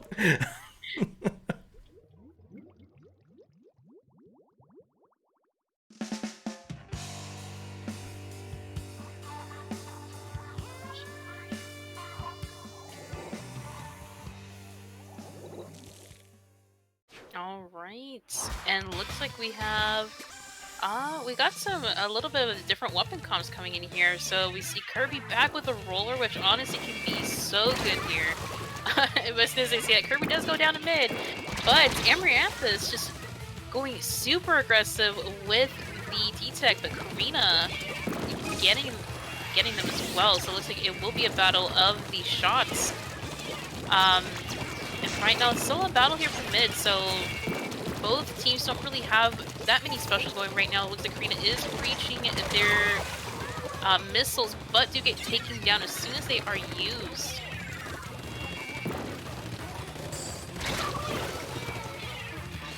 The contention in mid right now is something to behold. We have the battle of the Splatlings going on, and just absolute carnage. But right now it looks like Amazing Aviation does have the advantage. And here comes that opening tower push by Amazing Aviation.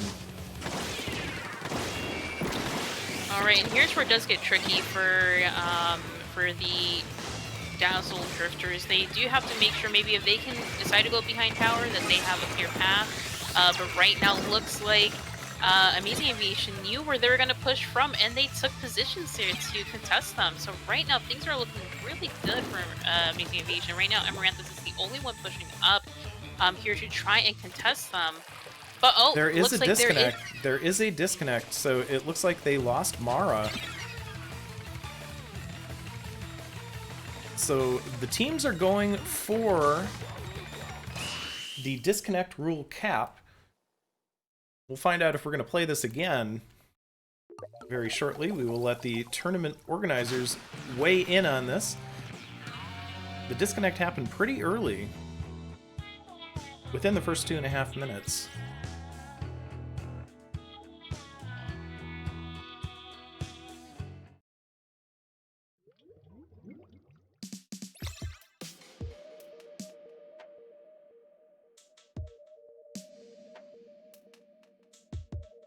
All right, and looks like we'll just be waiting for the TOs to review that.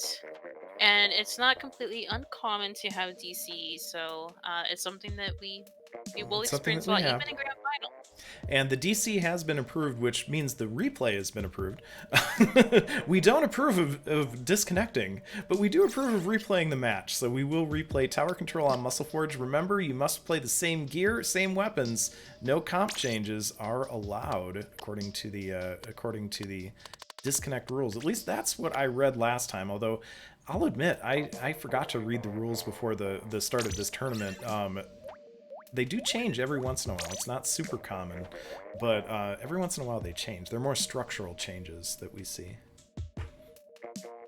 And a lot of them, I would say even tournaments have been along for a long time. They do make slight updates every now and then, just because DCs happen so often, especially around this time they do on the weekends. You know, a lot of internet traffic kind of makes it difficult for some people. Yes. So. All right, but looks like we are back in it, and let's see how things go. Right now, it's again the same comps. There's probably going to be some heavy fighting in mid, just like last time. Both teams are running actually very aggressive comps. So yeah, we are going to see that carnage in mid yet again. Of course, you can't replay it exactly frame for frame, but but we are kind of seeing the same. We are seeing the same aggression right in mid. Amazing Aviation taking an early pull on the tower. Early push, I should say. I'm not sure how you pull the tower, but I'm sure we'll figure that out soon. Alright, it looks like the Heavy doing a great job getting that Booyah and then getting a clean double. And right now that's going to give the edge here for the Dazzle Drifters as they are painting up really hard near the tower. But here comes the Zap and the T-Tech. Looks like they are trying to slowly shark near the tower and hopefully nobody notices them. And Amaranth is getting a nice pick on tower, able to stall the tower for just a few moments, but this guy, I believe those might have been the bubbles. I think it was the bubbles, actually. So we have the counter push going on right now. We have Aviation counter pushing the tower. We got Epic Spy kind of trying to hold down mid, but Amaranthus there to stop, but Amaranthus getting caught. Alright, and looks like they were able to clear here that first checkpoint, which will make things a lot easier. However, this second checkpoint is almost just as tricky to get through as the first one. But looks like for the Amazing Aviation, they're able to continue that push slightly.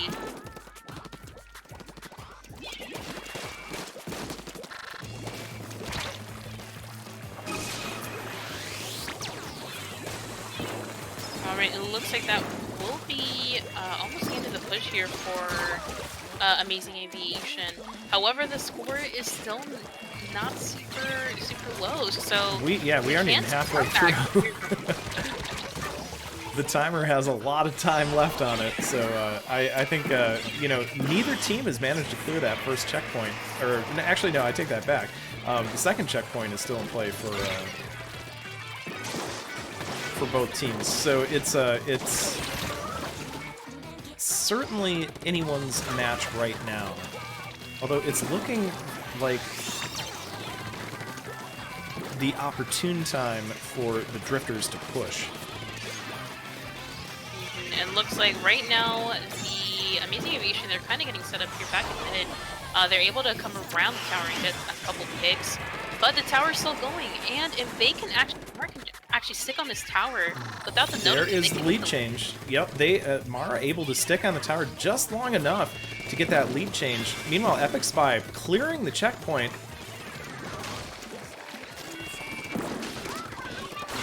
It looks like they're still able to maintain that tower somehow, but they do go down. However, Karina and Mara are still on the tower, or at least near it to contest it. And here comes some missiles from Karina, very well used to at least keep them away from the tower, but they will go down. Now, Amazing Aviation will have to pull up a very big push here if they do want to get the lead back. They already have the first checkpoint here. They just have to get through that second one. It looks like they are popping all their specials right now, which may be a little bit too early. They're going to have to work hard to get those picks now, or at least get those specials very soon. Amaranthus getting a couple of really nice picks. And it looks like that is exactly what they're doing. They're getting those picks very quickly to push that tower. With most of the members still up here for Amazing Aviation, it's just really Karina and Kirby just going there to contest the tower. Will they be able to stop it in time? And it looks like they do take 2 down. Amaranthus is still near the tower using the inkjet. The checkpoint has been cleared, so if Amazing Aviation can take that tower and continue the push, they're that much closer. It looks like it will be a match. It will either be 38 to 39, or it will stay at 39. Looks like very good defense here coming from the Drifters. They were able just to get 2 picks to get mid back. Oh, and it looks like they were able to maintain that tower, and that will be a win here for the Dazzle Drifters. Dazzle Drifters are going to take the first round. Yeah, that was an excellent comeback that Amazing Aviation was able to put together. You know, again, clearing those checkpoints so critical, and you know, very costly in this particular match, as we saw. So definitely some cost to that. A lot of players going down just to hold that. And we do see the Dazzle Drifters taking our first round of the grand finals. So our next match is going to be, ooh, I'm having problems dialing this in. Where's Schellendorf again? Oh, there it is. Yeah, it is Splat Zones on Schellendorf Institute.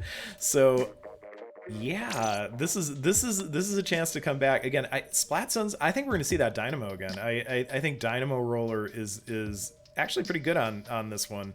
It may be a contrary opinion, but I think it works well on this. Anything that can do a lot of coverage and from up top is pretty good on Schellendorf Institute.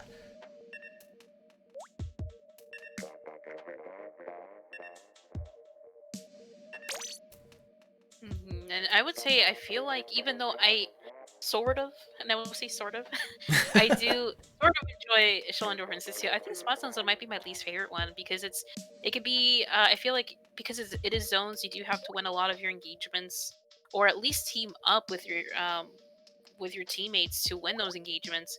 A lot of backlines do very well on this map because they could just keep that pressure. And if you don't have a painty comp, it can be really difficult to get back in. So you really need a lot of painty weapons and painty specials to get you back.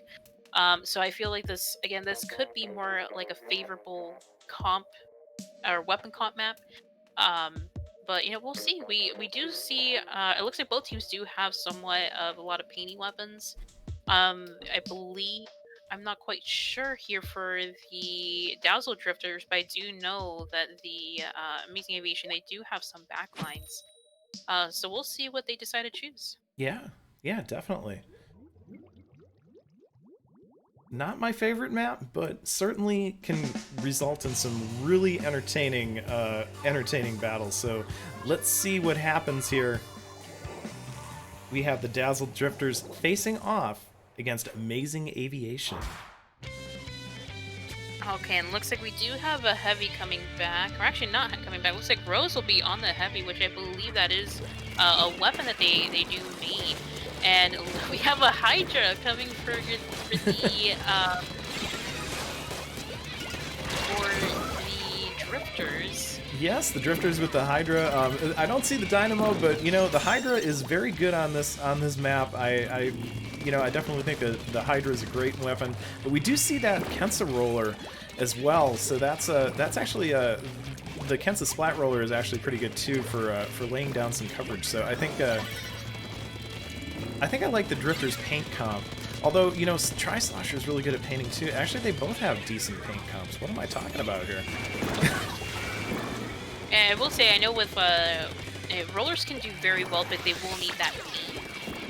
So it could be very difficult to come back in. But looks like that's exactly what Kirby's trying to do, trying to get the glass area back, and they are able to get a pick here on the zap. So 2 members down on the side of Amazing Aviation, and the bubbles are able just to help recap zone. Karina, I'm not sure if they might be on the glass area, but they were able to get a pick here on left. But it looks like it's a lot of trading situations going on.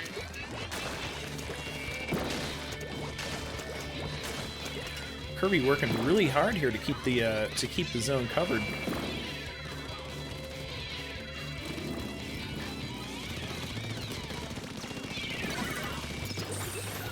Alright, let's see, Bunga taking really good advantage here of the try. Just from glass, able just to slosh down. Hopefully maybe damaging some people, but at least keeping zone covered. It looks like that's what Mara's trying to do as well, just to try and get that paint back here in zone. But there are missiles coming their way, and they will have to move back just a little bit. And a very nice bubble here from Kirby. That actually gave him a little bit of a path to come back into zone, and now that zone has gone back to the Dazzle Drifters. And it looks like with this, they might be able to get a lead here if they could just maintain the zone. And they do get that lead. Of course, Amazing Aviation trying to stop that, but running into some heavy resistance, not surprisingly. And Amazing Aviation, Sobolus doing everything to try and get that zone to flip, and manages to get the zone to flip just long enough to put a penalty timer and buy a little bit more time on the clock. Alright, and it looks like here for the Dazzle Drifters, their comp is doing a good job at getting picks, but it is struggling a little bit getting that zone back, just because of how much pain the Amazing Aviation is pulling out. But right now they do have the zone. But Amaranthus looks like they went for a flank, and they do take down one person. They do, well, it looks like now it's 2 picks, and that will allow them to get the zone back. Right now it's that Hydra just keeping that very key position here on the left, but they will have to back out.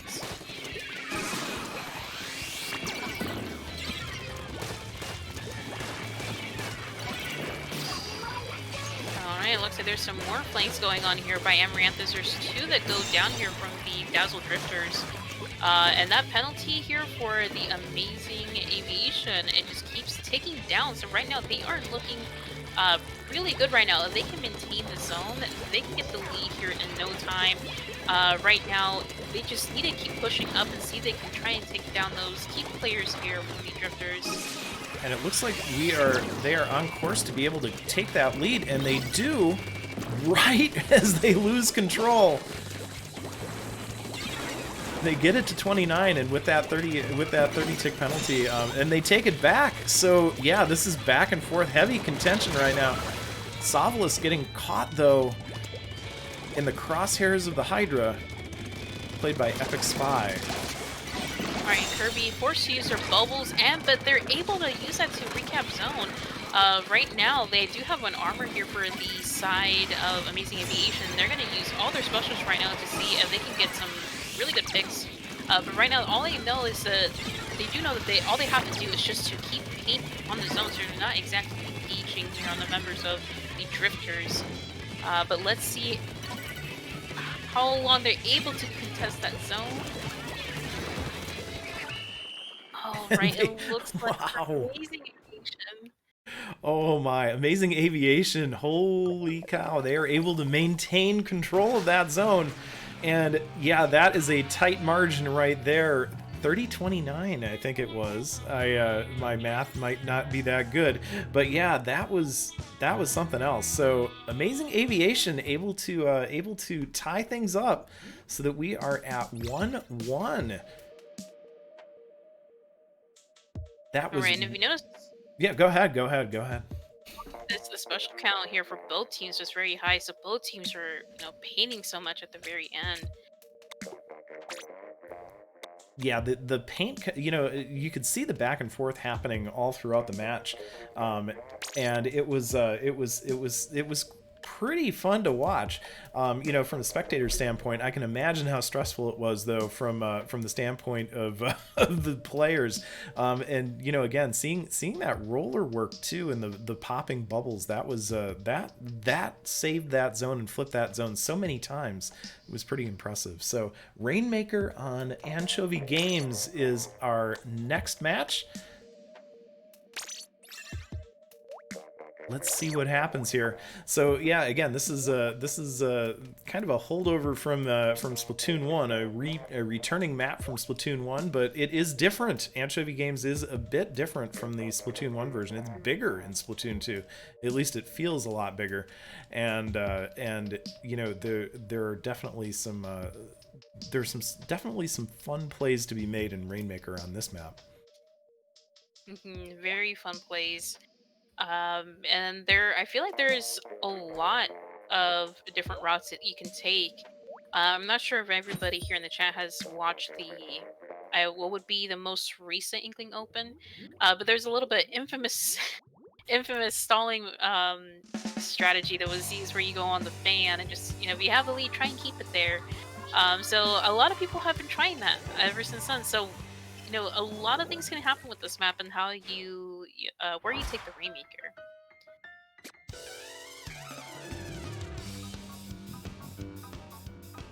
So we're seeing ballpoints on both of the teams, so that should make things some things pretty interesting there. Also seeing a lot of good paint composition coming in. We've got the junior, and we also have NZAPs. So I think pretty balanced compositions for this particular map and mode.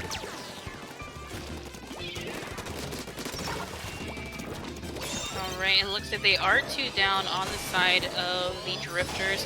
It looks like almost 3 down, but someone is responding, but a very nice stop here on their fan. So it looks like now Rainmaker will be stalled here for just a few moments. But looks like for Amazing Aviation, they've done a good job here maintaining mid and keeping that pressure up, so just preventing the Drifters from moving any further past mid.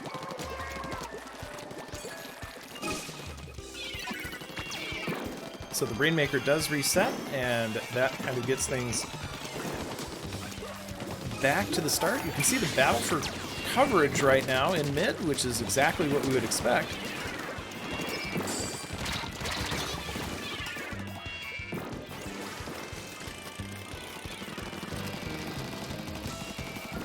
It is Amazing Aviation that gets the pop, but very quickly the Drifters are able to move in and take advantage of the 2-down situation for Amazing Aviation and grab that Rainmaker.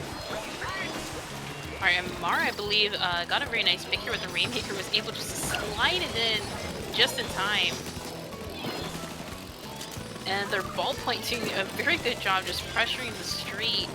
But here come the members of Amazing Aviation. They're able to actually stop that push, and it looks like that push might end here around on 57. However, that's still, again, not the greatest push. And it is Rainmaker, anything can happen. And looks like the control is going to go back here to Amazing Aviation. Well, when it comes to Rainmaker, it really isn't over until the Rainmaker is sitting on that podium. And but one of the interesting things that we've been watching here on stream is that you can see how Thermal Ink is working for Epic Spy's ballpoint and making it really easy to see where the other players are. That is one of the newer abilities. Well, an ability that was new to Splatoon 2, and it certainly makes the gameplay interesting if you have a weapon that can take advantage of it, like the ballpoint. Alright, and that ballpoint doing such a good job here, picking out the Rainmaker. So it is stalling it a little bit more, and I believe that's the issue that Amazing Aviation is having. They're able to get the picks, they're just not quite able to push the Rainmaker quick enough. But looks like the members of Amazing Aviation are coming back. They do have some paint. All they gotta do is pull out some sort of pincer to get through.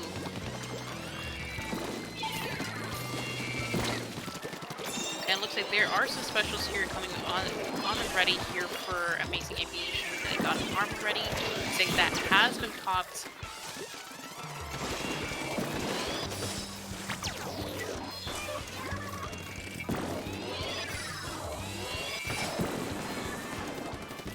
And we have Amazing Aviation trying to make that push through the risers being very typically finicky as far as letting people up. Amaranthus able to grab the Rainmaker and push it an extra couple of points and take the lead. And sometimes that's really all you need. You just gotta grab the Rainmaker and make it off that ledge, and that took it to 55 and was able to attain on that lead.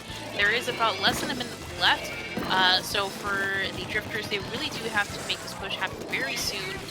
Right now, they are losing P in the mid. The Rainmaker does go down, and that's a 2-down situation. 3-down situation for the Drifters is just the ball point, and they will too get taken down.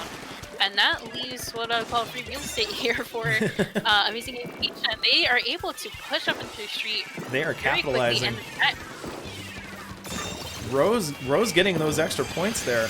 That is, you know, again, sometimes by shifting the pressure like that, as Ama did, that gave Rose that opportunity to that put the Drifters on their heels a little bit, and gave Rose that opportunity to push in. But we are going to see overtime, I think. The Drifters are going to need to get some picks with that Rainmaker in order to push forward. It looks like right now for Amazing Aviation, they know they don't have to push quite as hard. They can get some specials really soon. It looks like they got an armor popped out. And they're just sticking here to that upper area near the Rainmaker. They know that they can just wait there and possibly pick off the Rainmaker.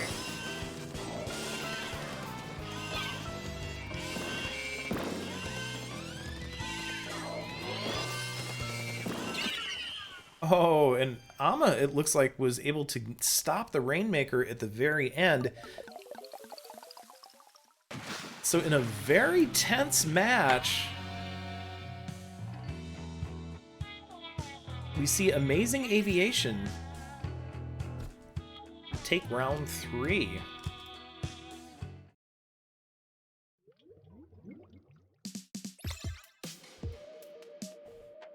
So that was really that was definitely a match of inches in a lot of ways, where, you know, can you push the Rainmaker another 2 inches in order to get that lead? And that's always really a lot of fun to watch. And I would say, I think with the Anchovy, it is a map where it is a little bit difficult to push just because the fan takes so long, and even if you take a different path, it's also very lengthy. So it's a very, as I want to say, it's called it's a large map, but the paths take a long time to go through. So you really need your teammates there to help you push along those areas. And I think that's what happened. It was just a little too difficult, but Amazing Aviation, they were able to get that better push. Yeah, absolutely. The slightly better push. This is, it's funny you should mention the fans, and you know, I saw a lot of difficulty that both teams were having in getting the fans to rise. You know, especially if you've got that Rainmaker and you're trying to make the fan rise with the Rainmaker. If you're just a little bit Hmm. off with where that Rainmaker burst lands, it's just not going to rise the way you think, or it's not going to rise at all. And you're going to have to try it again, which burns precious seconds as you're trying to take advantage of the other team being down. So, you know, again, I think it's a tricky map for Rainmaker, but, you know, certainly very rewarding if you can get it to work.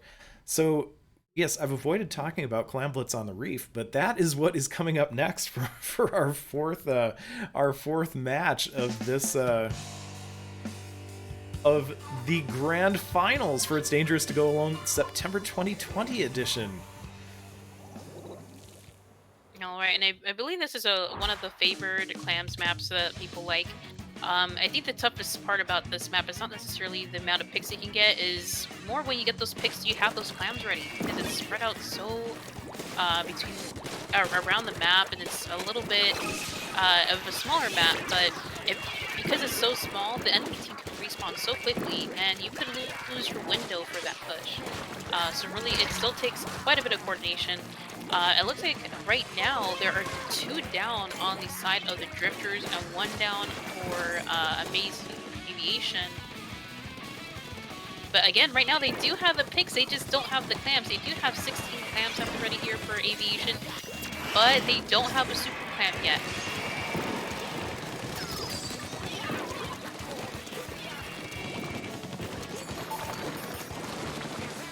Okay, looks like Amaranthus there are trying to go for a flank, and they do have 9 clams, but they quickly get spotted right away and are pushed out. Rose does have the super clam. I believe they are trying to go for that straight push. It looks like they are able to pull it off.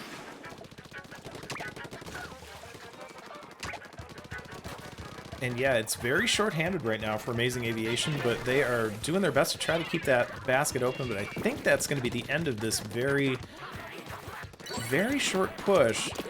But there are virtually no clams in the hands of any of the players right now. They just aren't spawning where everyone thinks.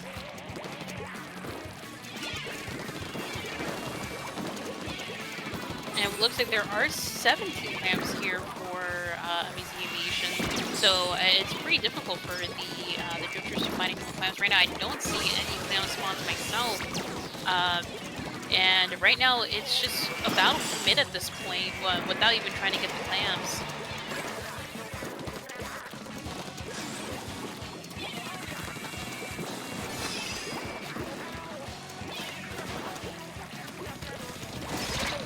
Oh, and looks like Bunga did try to score, but I believe they missed the basket. It bounced. The clam bounced, but Amaranthus was there to get it in. And boy, look at this! Look at this strong push coming in right now from Amazing Aviation.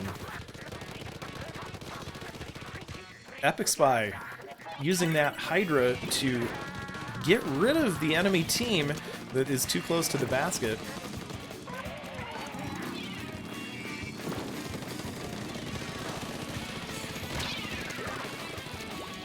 Okay, and Rose taking a very good key position on top mid, and it makes it very difficult for any members of the Drifters to get through.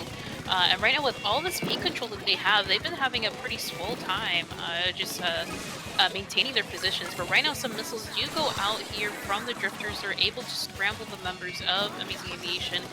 Looks like Amaranthus is trying to pull up a flank, but does get noticed here from the Eye Hydra. So right now, this could be an opportunity to get some feedback for the Drifters. So Kensa Rose getting caught by that bomb with the power clam. So this is looking like it is going to be a Drifters push. They have all the clams right now. 28, and it's not over. If they can actually manage to get all of their clams in, it could be a huge push. But right now, it looks like they are struggling a little bit to get some clams in. Mara is trying to swoop in, hopefully get that final clam in there. They, unfortunately, are a little bit too far to make that clam, but a pretty decent push here coming from the Drifters. Now, they still have about a minute left if they want to get that lead back. But as soon as I see that, here come Amazing Aviation, just going for using the opportunity of that wipe to get some feedback and score a clam. we are seeing pressure, pressure, pressure going on here. As soon as the basket gets opened, the pressure is on, and then it is flipping to the other side. So this is definitely a highly contentious match right now.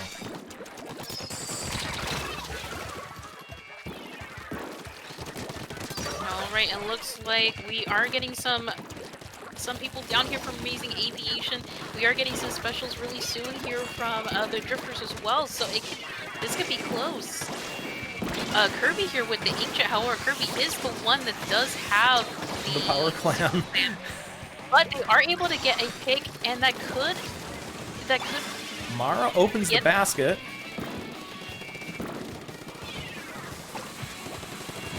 Epic Spy gets a clam in. Are they going to hold it? They do. Mamba, I think that is going to be a set. Yes, and it was very close. Definitely, the Drifters did put up a dazzling fight. It was a dazzling fight. You are not wrong there.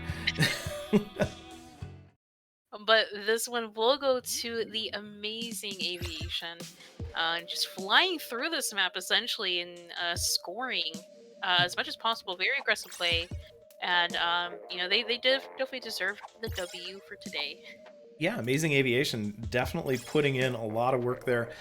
You know, seeing a lot of great plays there, and yeah, the aggression. You know, these were some pretty aggressive matches that we saw here in the finals. I mean, I was in some ways I was having problems tracking the action with my own eyes as they were going on. So it was one heck of a tournament as far as that goes. So I've got to say, I saw a lot of really good close matches today, and that to me is really what's kind of exciting about this tournament series. And you know, again, seeing some multiple returnees to the tournament series. I mean, we've all seen Kensa Rose and Amaranthus before. Savalas we've seen before. We've seen Karina. We've seen Epic Spy. We've seen Kirby. We've seen Mara. We've seen them all before, and you know, they are all getting put together in some pretty amazing ways and able to do some really amazing things. In this tournament series, and not just aviation things, some dazzling and amazing things, as they like to say. So yeah, I think that is the end of our tournament here. I think the prize is bragging rights within the Off the Dial server. So I know those bragging rights are going to be distributed shortly. It's something that's called Signal Strength that comes out in the Off the Dial server. So those bragging rights and custom, I believe they get to choose an emote too. Amazing Aviation gets to choose an emote for the servers. So that's always a plus there.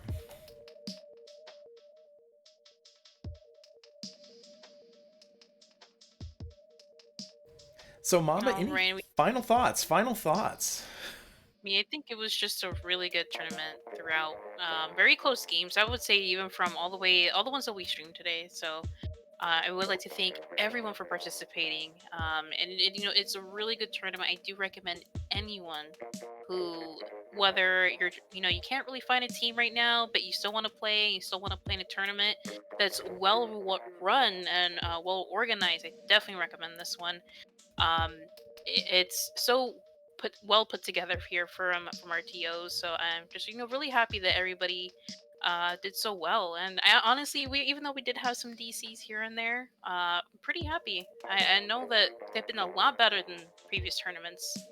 Yeah, certainly the DCs today were not a bad thing. I am getting word that we are going to be doing a raid very shortly. Another thing I want to point out too is that we will that there will not be any Off the Dial tournaments in October and November, but Off the Dial will be back in December. There is a brief break as our lead tournament organizer, DJam, deals with his final exam series. So, we have to give him the space to do that and do a good job on that, and maybe work a little tirelessly on that rather than tirelessly on Off the Dial and It's Dangerous to Go Alone. So, there won't be any Off the Dial streams in the near future, but you will see them coming back in December. And meanwhile, though, Mamba, you stream, correct? On twitch.tv/Black Mamba Mia. Is that right? Yes, that is correct. Now, I do stream lately. I haven't, it's been busy, but I am coming back. I do stream a lot of Splatoon, some new games here and there. So if you guys are into 3D Mario, I will be playing that. But also, Hey. we all know that Sada streams as well. So, Yes, I uh, do. I do. Actually, tomorrow I'm hauling out the Wii U and I'll be streaming Splatoon 1. So if any of you are following me and you still have a Wii U with a working copy of Splatoon, feel free to join in. It's always a lot of fun to revisit some maps like Hammerhead and Bluefin and a bunch of the other maps that are not in this game. So yeah, it's we there's certainly a lot of great options out there too if you're interested in watching streams. And certainly I would say the Off the Dial group is the premier tournament organization for individuals who are getting their feet wet in competitive or just want to try something a little different. But they will be on break for a couple of months, so but they'll be back stronger than ever with their brand new graphics package. So I think it's pretty exciting stuff. So I am going to give DJam the word that we are good to go. It is interesting because there is a 30-second delay. So if he's watching the stream, which I know he is, he's going to hear this 30 seconds after I type in the chat. So, but yeah, we want to thank everybody for being here today and all the support that you've all shown for the Off the Dial tournament organization and It's Dangerous to Go Alone. It's been a pleasure casting for all of you, and as always, it's been a pleasure. It's been a pleasure, Mamba. It's been great. I'm glad that you decided to do the commentary. I really am. yeah, I'm happy too. Before I wasn't a very good commentator, and now I feel definitely more at home. So thank you everybody for watching today's stream. It looks like we will be rating Jmoji. So if anyone wants to stick around and watch the stream, everybody say hello. Yep, Jmoji, a lot of fun. Does a great job. And always a very positive, upbeat stream. So stick around for Jmoji, and thank you for joining us for Off the Dial. I'm Zada, and have a